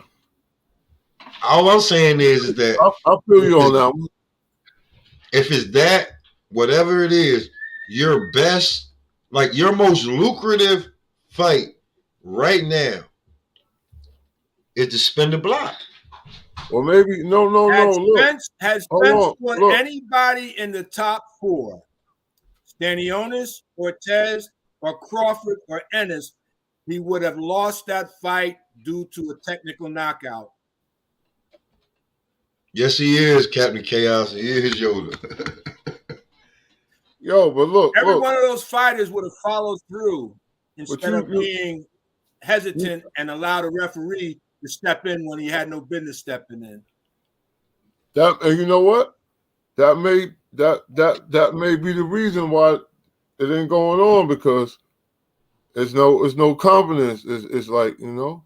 Well, then let me ask you. He's not living the fighter's life like Lord of the Rings. Like, all I'm saying is that the research and the digging that I do on him, he's not living the fighter's life. So, like, when you already know when you're a boxer, you're already your own business. You're your own entity. Like, right. I'm investing in you, and like, if I put you out there right now against one of these two killers, it's not gonna work. And if I'm gonna put you out there against one of these two killers, and I really don't got confidence in you, I gotta get the money's worth. Yeah, that's what they do. So the money fight right now is Bud. That's the biggest money fight. Who do you think Spence will fight next? They're gonna fight Bud next because he's not about to fight Boots and get a little bit of money. He's not gonna fight Boots and get that little bitty money for that high risk reward to fight Boots. Two, Undisputed unification tops mandatory. So the IBF will be once again satisfied with their belt being put on the line and being showcased. They don't really care. That's the one section about it is like, I don't really care who has the belt, long as you're defending it and we get our damn, you know what I'm saying? That's the one I can say that's the closest to being not corrupt. That's how I feel. The WBC mandatory is not going to be upheld? Yeah. With who? The mandatory between Thurman and Spence. No, unification trumps all mandatories. So if we can get Undisputed and have one whole champion, that trumps everything. So your best bet is to spin the block and fight Bud. Yo, look. I'm gonna keep it. In my opinion, everybody else has their own opinion. I'm gonna keep it told, both y'all, man. I mean, like, he got the look in his eye, man. You know, and he may just retire, man, and get him belts up, man, because he talking about he hurting and I don't know. He might not even fight. Right. I believe you're right. You understand? That's what I'm saying, bro. Like, so it's either drop it's fight Boots, drop the belts, move up, or get your final big payday. I think it's a combination of mental and physical fatigue. Yep. having to make weight. He's been fighting at a welterweight for the last 10 years. Oh, He's yeah. going against his natural maturation process. You Right. can only forestall that for so long. Real. You can't stop aging. The metabolism won't allow you to do it. Nope. So his mental health and physical health is messed up, and you can see it in his lifestyle, or better yet, in his lifestyle choices. Yep. We all make choices. That's right. I That's think all the I'm accident saying, bro. I think that car accident, his last car accident, was staged. I think they were covering up with his girlfriend running him over with a car during the summer months. See, when Papa Lotta Shit James put out that video about him sucking on strawberries, there was a lot of truth behind those videos. And somebody wanted that truth out to the public for a reason. The other video I saw was he was sitting in a seat and they had makeup on him and he wouldn't look at the camera. He was looking forward, but they wanted you to see that he's up and about and that his physical being is there. But that video was put out for one reason, Right. to show that he is up and about. But other than that, look at the fullness of his face. What do you think he's walking around as? 175 pounds? 180 pounds? Right. I seen it. I'm just like, I don't know, man. Yo, and he about 200 pounds in that fucking sweater, man. And you know, and he's been fighting as a welterweight for the last 10 years. That's abnormal. That's a lot. That's a lot of weight to lose, man. Get down to 147. And I'm gonna show you something in comparison. You need to look at why Ortez went to the hospital. The disease that he had came from losing too much body fluids, where the fluids of his muscle was leaking into his bloodstream. And the major cause was from the diuretics that they use in order for him to lose weight, to make weight. Ortez is not a natural welterweight. His metabolism and bone structure will allow him to move up to 154 without any difficulties. But he wants to stay at the welterweight because that's where he can excel. Right. But his body don't want to be a welterweight. Look at his height. He's 5'10". Yeah. He should be weighing 160 pounds easy. Easy. Tell me you don't have an 18-inch neck. Right. That's a fact. That's just like Devin Haney, like stressing this 135 when he should be going, like, bro, go ahead and move up. If this Loma fight ain't paying you $5 million at the minimum, go ahead and move up. Stop killing yourself. And you got Ramadan coming up. Don't kill yourself. They're gonna have you come right out of Ramadan and fight. Like, what is that? I only see Ortez fighting maybe two more fights as a welterweight, and then he has to move up. And I'm not so sure he could beat Stanionis. And you have to look at the money behind Ortez, which is those Mexican cartels, and then turn around and look at the Russian mob supporting the Eastern Bloc fighters. Right. Well, when Steven CIA Espinosa goes to Germany to get a fighter to fight Ennis, the money is going to be bet on not who wins the fight, but how long that fight lasts. Right. And I can tell you that if Ennis is in true form, he's not working overtime. Going to get that guy out of there within his average. And his average is 2.4 rounds per fight. So if it goes more than 4 rounds, the money will be on going over rather than the under. Because Ennis can sit on his punches and get in the pocket. And it's like that Predator dude. He got a focus in his IQ that as soon as he steps in front of you, he can see what you're going to do. It's almost like Mike Tyson fighting by the numbers.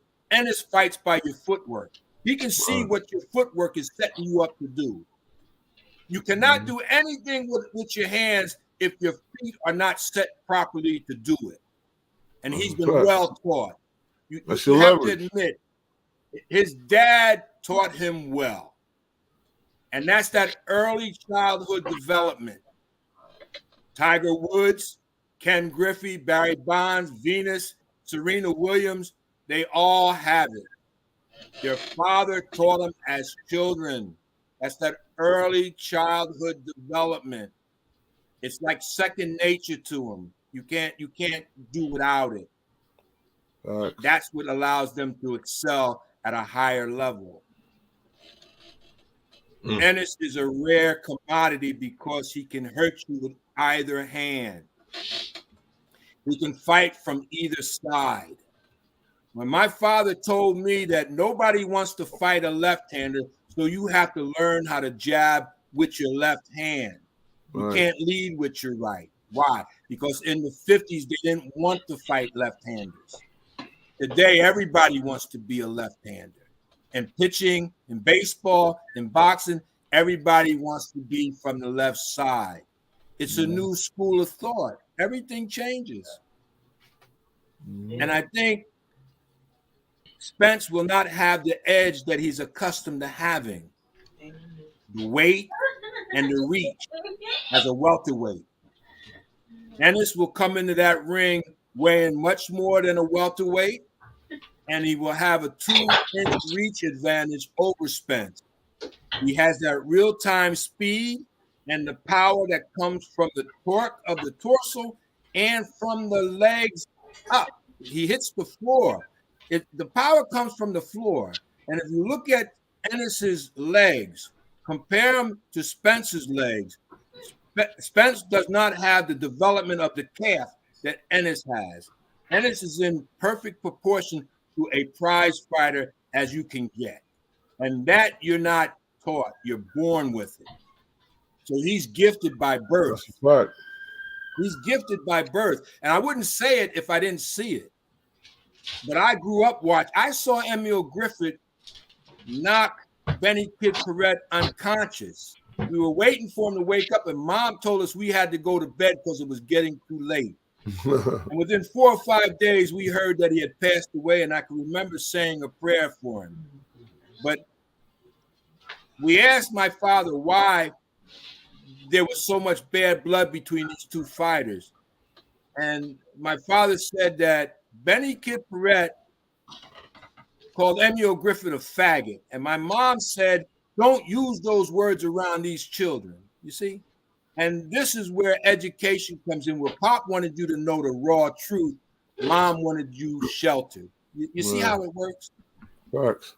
Al Heyman is a parent to Spence. He's sheltering him because his lifestyle is not conducive to that of a prize fighter, more like a pimp. You catch my drift? Of course.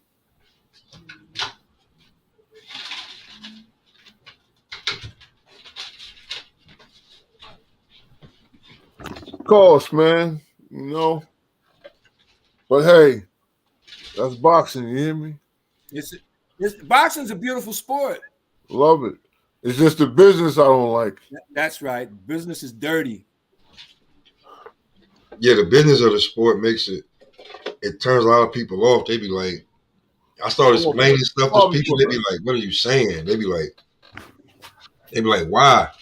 And when you can't explain why, they be like, I just watch basketball. You know what I'm saying? It gets crazy until you can get a good fight. This guy should fight this guy. Spence used to have the dog in him. If he had the dog in him, he'd still be training, and he wouldn't be as heavy as he is, looking like a Pillsbury Doughboy. That's how that works. He looked big in that sweater. I'm trying to tell you. He looked heavy in that sweater. And I'm gonna be truthfully honest with you. For somebody who was in an accident that bad, he was moving very quickly through the hotel, up and down the escalator. And a lot of the interviews, he was standing and leaning up against the wall. Like, if my leg hurt, I'm not about to give y'all these interviews right here. I wonder how much damage was done to him when his woman ran him or hit him with the car. She said she took full responsibility for hitting him with the car. So how much damage did that do to him in terms of physical preparation? It didn't do that much damage. He out in the public in the fight. Because if he was damaged like that, he'd have been laying up resting. You understand So when he what I'm was saying? when he was laying up in the bed looking like he was on Pain pills. Tylenol-3 or codeine, that's just part of his lifestyle. I'm saying, yo, Lord of the Rings, like to be truthfully honest, when I got that footage was old. Hey. I'm just saying, like when I got it, I'm just saying when I got it, it was old, and they tried to be like, oh, it's a TikTok video, but you can't find the original TikTok video, and she deleted it after I put it on live. But if your thing is to go viral, I just helped you go viral. Why did you put it up? So you were saying that wasn't over the summer? When it happened, I don't know exactly when it happened. I didn't drop it until like last month. That's when I got it. So if it happened over the summer, if it happened over the summer, that could explain a whole lot on them stalling on Al saying, my mom's sick, or what you talk about ain't never happened in life, bud. And then the third one is the fight can happen in 2023. So you can think like however you want, but if it add up that. And then Earl, Bud saying Earl was never there. He had Disney World. He can't answer the phone. None of this. You can't answer the phone while you're in Disney World, but you on the plane. You don't know where you're going. You don't know where you're fighting, but you answering people on Twitter and tweeting and shit. Like, I wonder if Disney World is the metaphor for La La Land. Hey, I mean, he had the pictures with him and his kids. I mean, listen, man. When it come down to it, if you go all the way back, like I got clips of the shit. Like I showed it. The guy said, "I'm man down. I got man down promotions. That's my company. Al Haim is my advisor." He got on the phone and called and said, "Hello, Earl. Yeah, I'm my own boss. I answer my own phone." And then he say, a lot of people don't want to remember. He say, "I can't give you the number to PBC. I don't know their number." He know man down. So you mean to tell me that Bud Crawford, you know what I'm saying, TBC promotions, whatever you want to call it, is coming up trying to make this fight with you for undisputed? You know where to be found. You mean to tell me the one time Al mom sick, so Al can't answer the phone, can't do nothing. The second time, Bud or Al saying that what you asking for ain't never happened in life, which is a lie. We saw that on fucking the internet with Manny and Floyd at a Miami Heat game. So cut the bullshit on that. And then number 3, you come with a bullshit contract, but it ain't till 2023. And he told you he's fighting this year. So you take it on however. Like, I break that story, niggas run with it. They try to be like, his girl does these things, she do that. All right, so why she take it down? It just went viral. What the hell you take it down for? But she was told to take it down. Because she wasn't supposed to have it up in the first place. Well, yeah. And then be truthfully honest with you. Be truthfully honest with somebody sent it from his camp. Well, somebody sent it from his camp to somebody I know. Then I got it. So I don't know what the hell is going on with this guy. All I know is he's not living the fighter's life. As if you would say, a Bud Crawford, a Boots Ennis, or right now a Teofimo Lopez. I think everybody could have a Judas in their camp. I mean, anybody. He's not a Tank Davis, Shakur Stevenson, Jared. And he's not any of these guys that are hungry that you want to talk about. He might as well go on up to heavyweight. He looking to live like he living worse than Tyson fucking Fury. From what he doing, at least Tyson Fury is active, fighting twice a year. Yo, Chaos, yo, Pop, look. We ain't gonna sit here and exhaust ourselves talking about this situation. You hear me? I know, because I'm just saying, but not because you on to Tank Davis. I was moving on to right about now, because the No. only other fighter that's coming up that's got to fight right now is Tank with the card. But he's fighting the wrong Garcia though. Well, do you respect that play, knowing what he got to go through, or do you really know what he got to go through? Does he really have to go through that to fight Ryan? I think he wants that bag before he goes to court. I think Garcia wants more time to prepare to fight Tank. I would hope so. Yeah, I mean, but be truthfully honest with you, like to go on it. They were going back and forth about they both were going to have a fight before they fight each other, and they was going to fight in the middle of the year because that would be like the best time for them to fight, closer to around Cinco de Mayo. All right, yeah. April, May, yeah, that'll work. Yeah, so that's why Tank was gonna Okay. This is Tank's basically this is Tank breakout from being with Floyd. This is his card. This is GTD Promotions. He's you know the signing of Boo Boo Andre on this card, Boots. As you just seen on Coach Malachi, they got the oldest damn, what's the boy Errol beat up name? His name his brother's fight on the card. Ugos? No. Benavides. Nah, before that, shit. He made him retire in the ring. I don't know. I can't remember his name, man. His last name is killing me. Shit. He was a good fighter at 140 and 147. Fuck.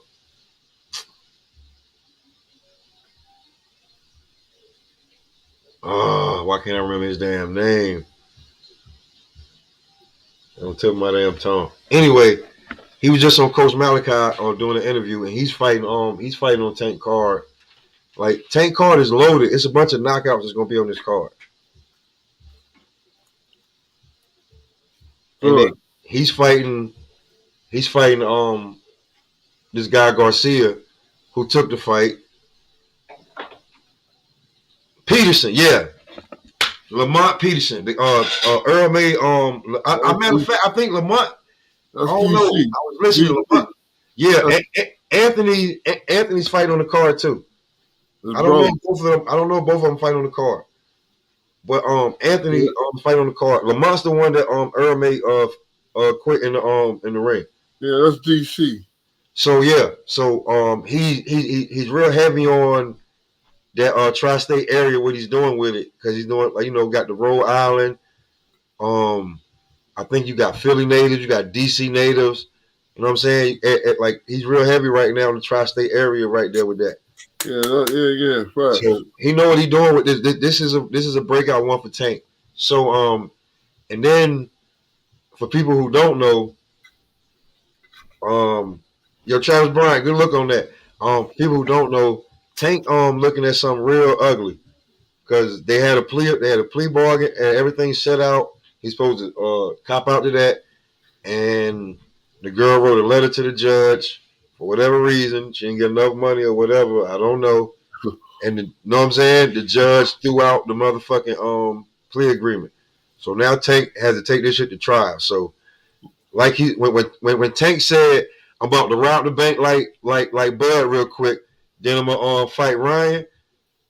You gotta pay attention to shit like that. Why he gonna do that? Man, put his business out there. It's already out there, bro.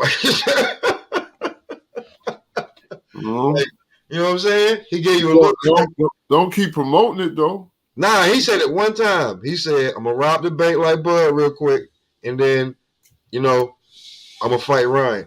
People already talk about like why he doing this. They like, I was on a panel, and what I'm saying, dude from Baltimore was like, yo, this trial, like this trial is serious. Like, the judge threw the shit out. You know what I'm saying? Because you gotta understand what Tank did. A lot of people don't even know. They forgot. That's real bad. You had a hit and run. She was pregnant. You left the scene. Then you pulled back up, grabbed the bag, and left again. And they said you was an asshole when you pulled back up. Oh, so he got a little situation on there. I didn't know it was that serious. Yeah, you know what I'm saying? So like and Tank one of my favorites. You done already told me, like, push come to shove, it come down to it. You got Loma versus Tank already. You always have, always, you know what I'm saying? You always said that. I respect that. So I'm telling you, when I dig into these fighters' lives, it ain't just the dude that you think I don't like. No. Tank got some shit with him. You do. He got some shit with him. You know what I'm saying? So when he was hoping that Floyd could get him, I guess, in my eyes, I guess he was hoping that Floyd could, give me some of them lawyers you got. And, Floyd's like, man, you put them damn Instagram posts up or you ain't doing what I want. And, Tank like, man, fuck you, man. All right. So, I really don't know. But all I know is this is breakout. He, Tank looking to click a good, look, it ain't up to 7 years Tank is facing. You know what I'm saying?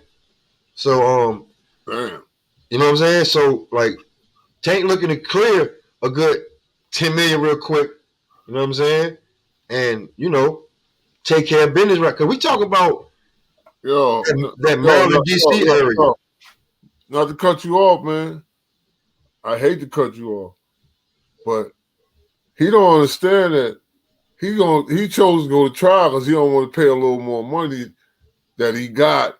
Now he blow trial, he gonna get that 7 years, man. Here's the thing. Here's the thing. Maybe he don't got it. He got it. You know what I'm saying? Look, ain't nobody die, right? Huh? Did anybody die? No, but I'm saying the judge threw out the damn plea that they already had. Yeah, but hold on. She can't think she could get just so much money, man. Come on now. And he got it, man. All I'm saying, listen, I don't know. Listen, what I'm thinking is, and from what I had a guy come on my show. He was in the chat, and then I was on a panel with some dudes, and from a little bit of it, she didn't know exactly who she was fucking with. That ain't the point, man. That's irrelevant. I'm saying that maybe that she had accepted something and it was cool, and then they was like, "Yo, do you know?" Like one of those. And you could get this much. You feel what I'm saying? Because the judge accepted. The judge was about to accept the plea, and then she wrote a letter. So that wasn't good enough. And now they're like, they threw the plea out. So it's like, of course you got to go to, before you go to trial. Now you got to go to pre-trial and all this other shit. So Tank probably trying to damn clear 10 mil real quick. Come back. It's going to cost him some money. Yeah, it's gonna cost him some money. So he trying, like he said, he trying to rob the bank real fast. Well, you know what? A lot of money. Maybe if Willie had went to the police earlier, this would never have happened. What I'm trying to say is, maybe he should have just took it as an accident, didn't go nowhere, and it went like, you know what I mean? I mean, like, yeah.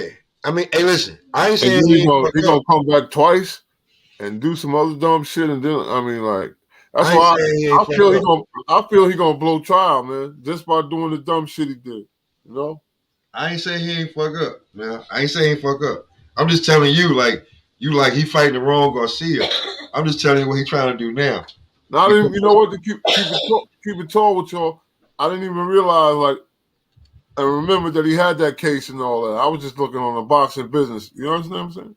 Yeah, like when we talk about, like, a lot of, like, he one of my favorites, but he wasn't living the boxer's life 2-3 years ago when this shit actually happened.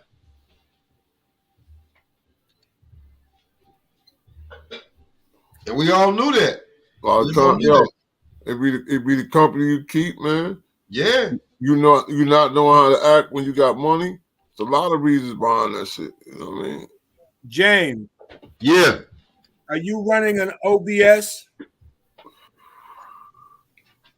Am I running a what? OBS. What's that? The operating system that allows you to stream. Yeah. You can eliminate the echo by dealing with a fixed Twix. It's a twitch. Let me see.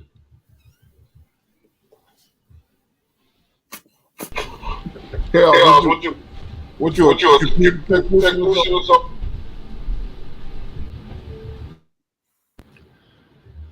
Nah.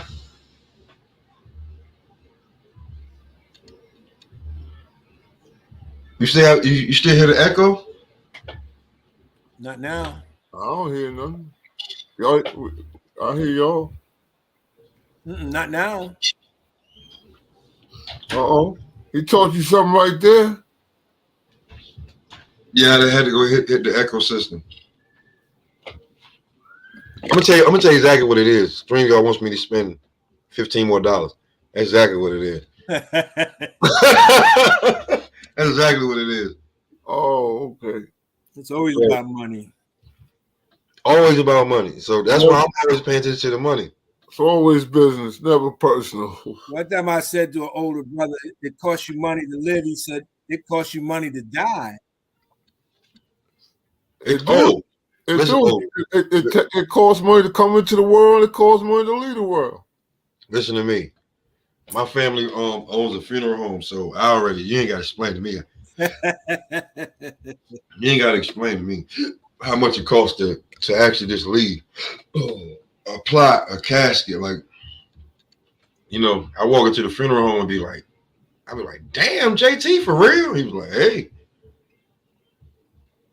this is what they want. No, you could just cremate me. That costs a lot of money to be cremated. If you want to be done, want to be done right. You're not. This is not the Wild Wild West. This is not the Wild Wild West.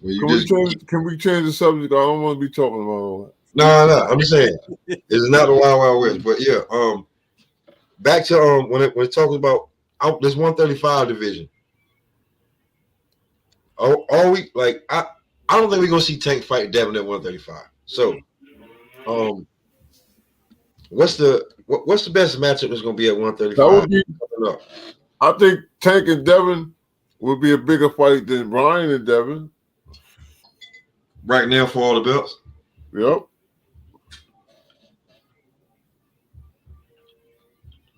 Yep. But they're locked in on two different opponents. Yeah. And when I asked Bill that question on Mark Dash's panel, he said they have no fights left. Close the door. They said they have no fights left at 135, but they will go back for, their Wayne Grove, and their Wayne Grove is Lomachenko. Who do you think is the better boxer, Tank or Kambosos? Tank, by far. Kambosos.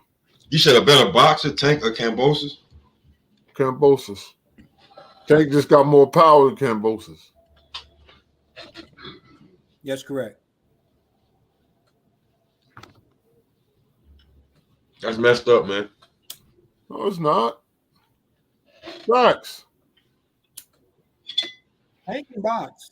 Tank can box, man. He can box. Tank can brawl. No, there's a difference between boxing and fighting. Of and course. most boxing matches turn into fighting, especially in the latter round. But when he fought the Barrios guy, he boxed him for some rounds, and then in the later part of the fight, he got up in front of his chest and they got physical and they were fighting. He took him out with an uppercut to the heart. Anytime you bust somebody in their heart, they're gonna go down. It's just the way that the physical body reacts to getting hit in the heart. That's fact. And he got hit in the heart, and a lot of folks don't realize where the heart is at in relationship to the chest. A lot of people think it's at one spot, and it may not be. It's a different cavity. So a lot of people go by the beat of the heart and think that's where it's at. But what you feel when you feel the beat, you feel the resonance. That means that the rhythm is traveled. So the heart ain't where you think it is. It's more centered to the chest. Right. So when You're right Tank about hit that. him in the heart, he went down. Listen, part of the anatomy is where the intelligence in boxing comes from, is knowing where you can hit your opponent that's going to do the most damage. And today's fighters do a lot of focusing on body work. They focus on the body a lot, which is smart because the body's a lot softer than the skull. So you want to protect your hands. You work at that body and bring the head down. Yeah. Facts. I just feel like when you say that, I just feel like in the last year and a half, I saw two fighters take it to another level when their trainers or whoever you want to say told them that they were losing. That was Tank, and that was Bud. Mm-hmm. When Floyd told Tank, he said, "Yo, on the unofficial scorecards, you down." Tank said, "How? What you talking about? I ain't down. What you talking about?" He said, "Listen, you don't want me to lie to you. On the unofficial scorecards, you down." Tank went right out there and knocked Barrios on his ass. Let me tell you something, man. I love Tank, but Tank has problems with boxers. So if he runs into a fighter that knows how to box and is hard or harder than him, Tank may lose, man. Because listen, when he was fighting Santa Cruz was whooping his ass. Tank had to dig down deep inside with that uppercut. That's a signature punch, like you said, Chaos. You know how you do it. You heard? Yeah. But he has problems with boxers, man. Santa Cruz, you know what it was too? After a while, it looked like the way he's gonna fight Santa Cruz. Like, I'm about to bully you. There's nothing you can do to me. You can't hurt me. And Santa Cruz threw the same right hand 3 times in a row. I mean, shit. Listen, I ain't no trainer, I ain't no boxer, but lie. He threw the same right hand 3 times in a row. What's gonna happen? And that's the same right he dropped and got him knocked out.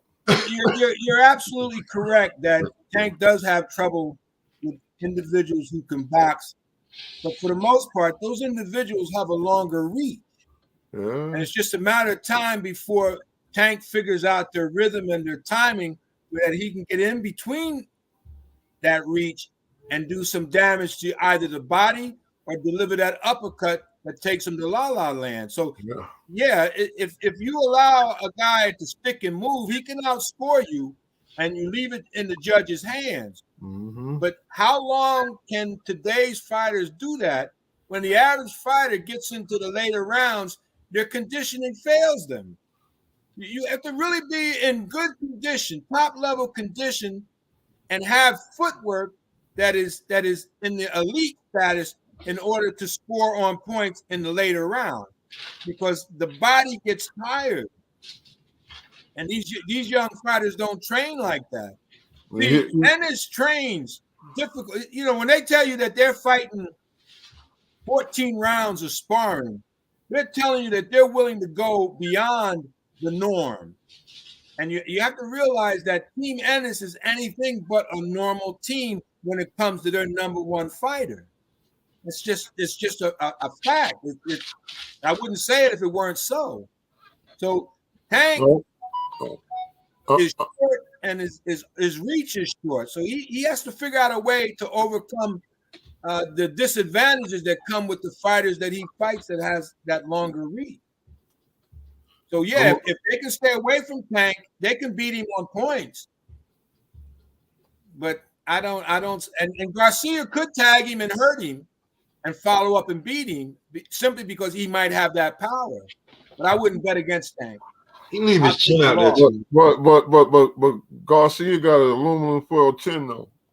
Yeah, I don't know what he got in terms of whether he can take the punch or not, but I will take the money on Tank and figure that he'll figure them out. He'll figure Garcia.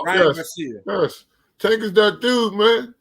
Yeah, For yeah. real. Yeah, hey, yo, you know what it is? You know what it is? Lord of the Rings been tired of them damn Baby and Tank. They should have been they should have been put him out there. He should have been whooped these boys' ass and For go real. on the way. That's a That's his fact. problem. That's his problem. Like, you know what I'm saying? Now that Tank is out here on his own, he like, well, about damn time now. Show me what you gonna do. That's what he like right now. Nobody wants to see their records fall.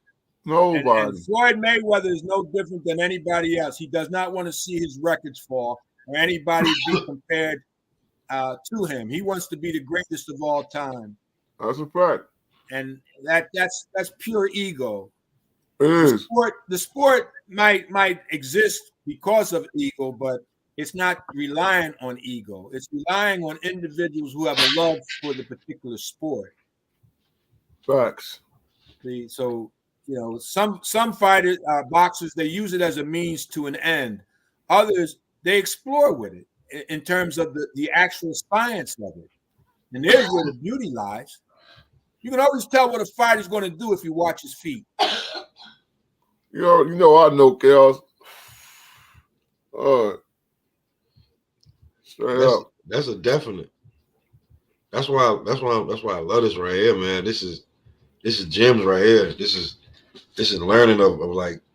That's why I want to co-sign what you just said earlier. I always tell the fighters, listen, what wins fights, man, is conditioning and how you think in that ring, man. Yeah. That's what wins fights, man. You know what I'm saying? So and you gotta be, and like I'm just saying, bro, a fighter's life, like you a prize fighter. You know what I'm saying? Like what Floyd said, you fight for the fucking prize. You're a prize fighter. Like you're your own entity. You're your whole Inc. You're your whole incorporation. You're your whole LLC. Like you're also advocating that you could beat this man. Yeah. You're also advocating that you're the best in the world, that nobody can beat you. So you show and prove this. You be conditioned and you outthink them. Yeah. And you win. Yeah. That's what the young people call swag. You got to have that swag. Yo, listen, like people say it now. Like I don't even know if like Bud, like people are understanding this shit, but like they were like Floyd would hang out with all his peers, and they would all get drunk and be fucking and doing all this other shit and smoking and shit, and he over there drinking water. Yeah, man, it's a health freak.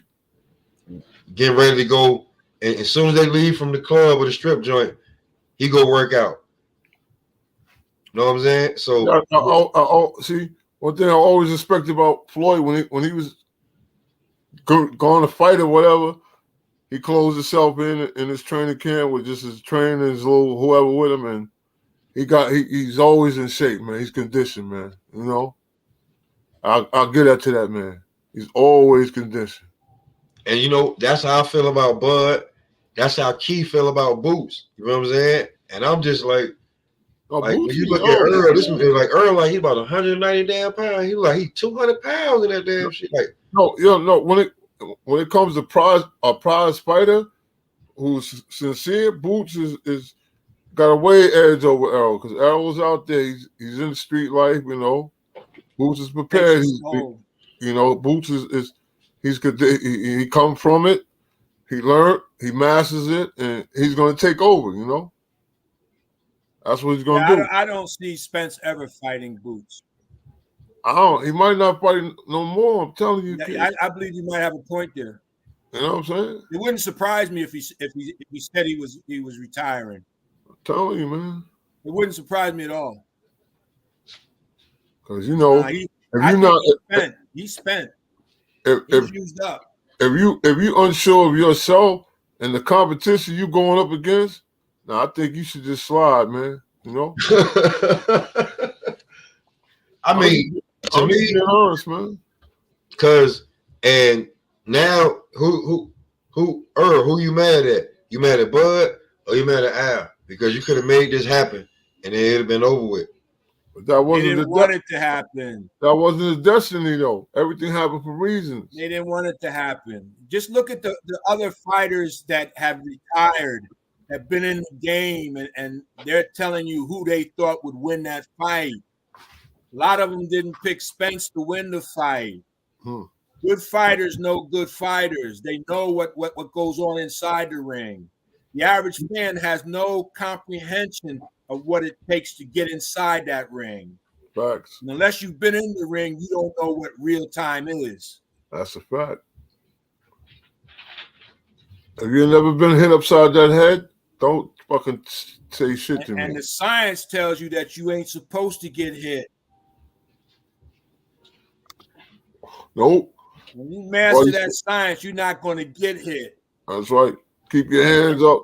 One of the things I used to tell Steve a lot and say, Steve, if you're going to weave, you got to bring a punch with that weave. You can't just bob and weave for the sake of bobbing and weaving. If the guy throws a punch and you slip it, you got to make him pay. Otherwise, you're just out there showing off. That's called countering. That's a fact. That's and what I just. If you look at Jaron Ennis, when he slips, you're gonna pay. That's what. See, Chaos. This is what I just said earlier about how you think. In the ring is a thinking game. It's all about how you think. If I just slipped your straight right over my shoulder, I'm gonna come with a left hook. You wide open for it. You feel what I'm saying? Yeah. It's all about how you think. That's what wins fights. Outthinking your opponent. This is why I tell you, boxing is mathematics. When you was in math class, you can't be stupid and fight. You gotta be sharp. How you think? You can't be a dimwit, because if you're dimwitted, you're gonna get beat. I mean, you gotta have the mental acuity. People think that because you see how big and strong he is. You see what he did to the last dude. I was like, yeah, but he's goofy. Can he think? He showed you he can't think. They call it ring IQ for a reason. That's a fact. That's a fact. And how if, you think? If you understand how intelligence travels, it travels in circles. Your circle of friends should know everything that you know if they are true friends. Facts. And you will know everything that they know if they see you as a true friend. That's how intelligence travels. It travels in circles. So when you get a fighter coming out of Philadelphia, you can bet that fighter is equipped with every gym that ever existed within the city of Philadelphia is within that particular fighter, especially when they get to the elite level. Right. That's how knowledge travels. Yeah. I am getting decades of wisdom right here on this channel. Yo, everybody, I don't know if y'all reading the chat, but no, you gotta don't put me out there like that, James. Hey, listen, I'm not putting you out there, man. But they are out here. I got to get off this because I want to be incognito. I don't want nobody knowing me. Kobe Bartlett said, "OG spitting facts after facts after facts. This is a fire live, Pop." Captain Chaos said, Yep, Toby, this is Oscar nomination talk shit here. I'm thinking about streaming my channel live. That's why I went and got this new computer. But at the beginning of the year, I'm going to stream live on my channel. Gotta do what you gotta do, baby. Yeah, I ain't trying to make no money. I'm okay. I'm here for the real, man. Like sometimes you gotta put the real out here. Like, I just want to give people a shot at putting $1 in their pocket. Look, that's what I'm saying. These Where you at, young fella? Where you at? These jewels I be casting, I ain't making no money, but I just hope that you putting in your jewelry box and you're paying attention to what I'm telling you.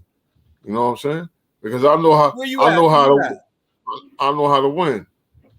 Where you at? Same area as me. Oh, really? Me? He up there too, upstate?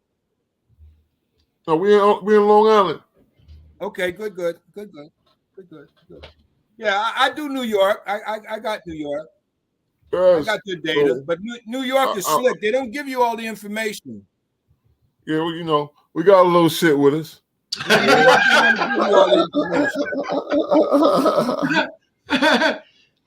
Yeah, because he's from Pennsylvania. Like he from Pennsylvania. What part of Pennsylvania? I'm a couple miles away from Philly. I'll be out there in Wilkes-Barre and all that, Oh, that's up north. That's up Yeah. north. Yeah. Yeah, that's.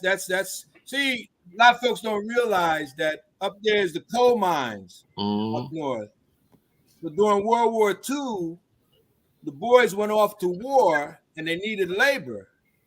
So the labor came up from the south. They brought the rebels up from the south who didn't want to participate in World War I. And they went up north and never left. So that's why Pennsylvania got a lot of rednecks up in here. You understand? Yeah, the mountains. That's what's up. It's all good though. So, I'm gonna ask y'all this right now because you guys know his pedigree. Who's that? You think Tim Zoo got a chance against? I was gonna, I meant to bring that up.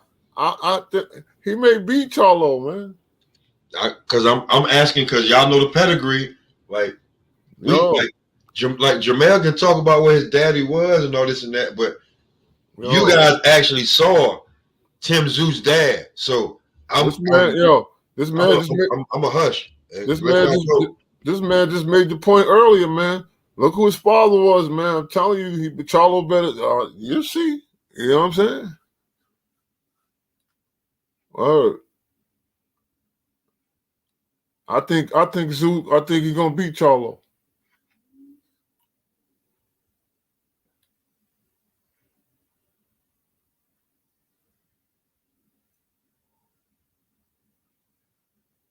Oh.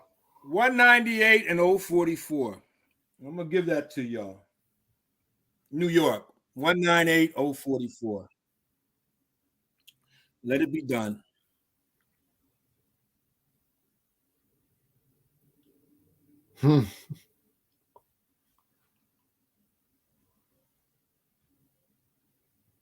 Oh.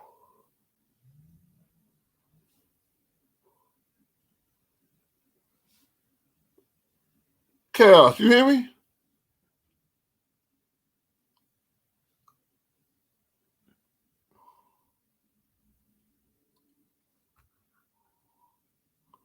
I can't hear you.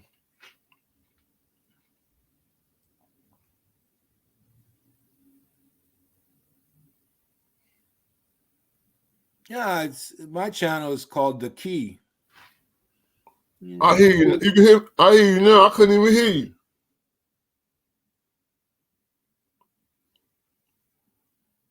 Can't hear you.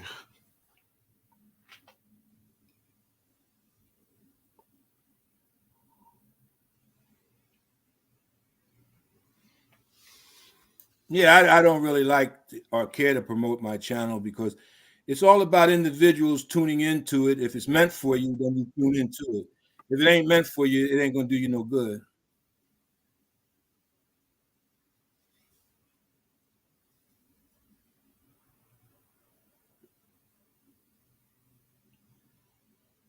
But I do like boxing. I do like Jaron Ennis' style of boxing and the camp's philosophy. They teach defense first, and I admire that. That's a new school of thought. Everybody wants to be offensive, but it's the defense that wins championship.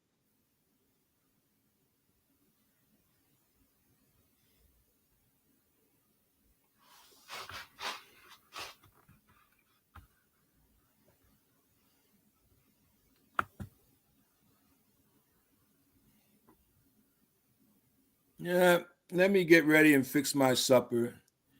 And when you get older, young fella, you know how it be.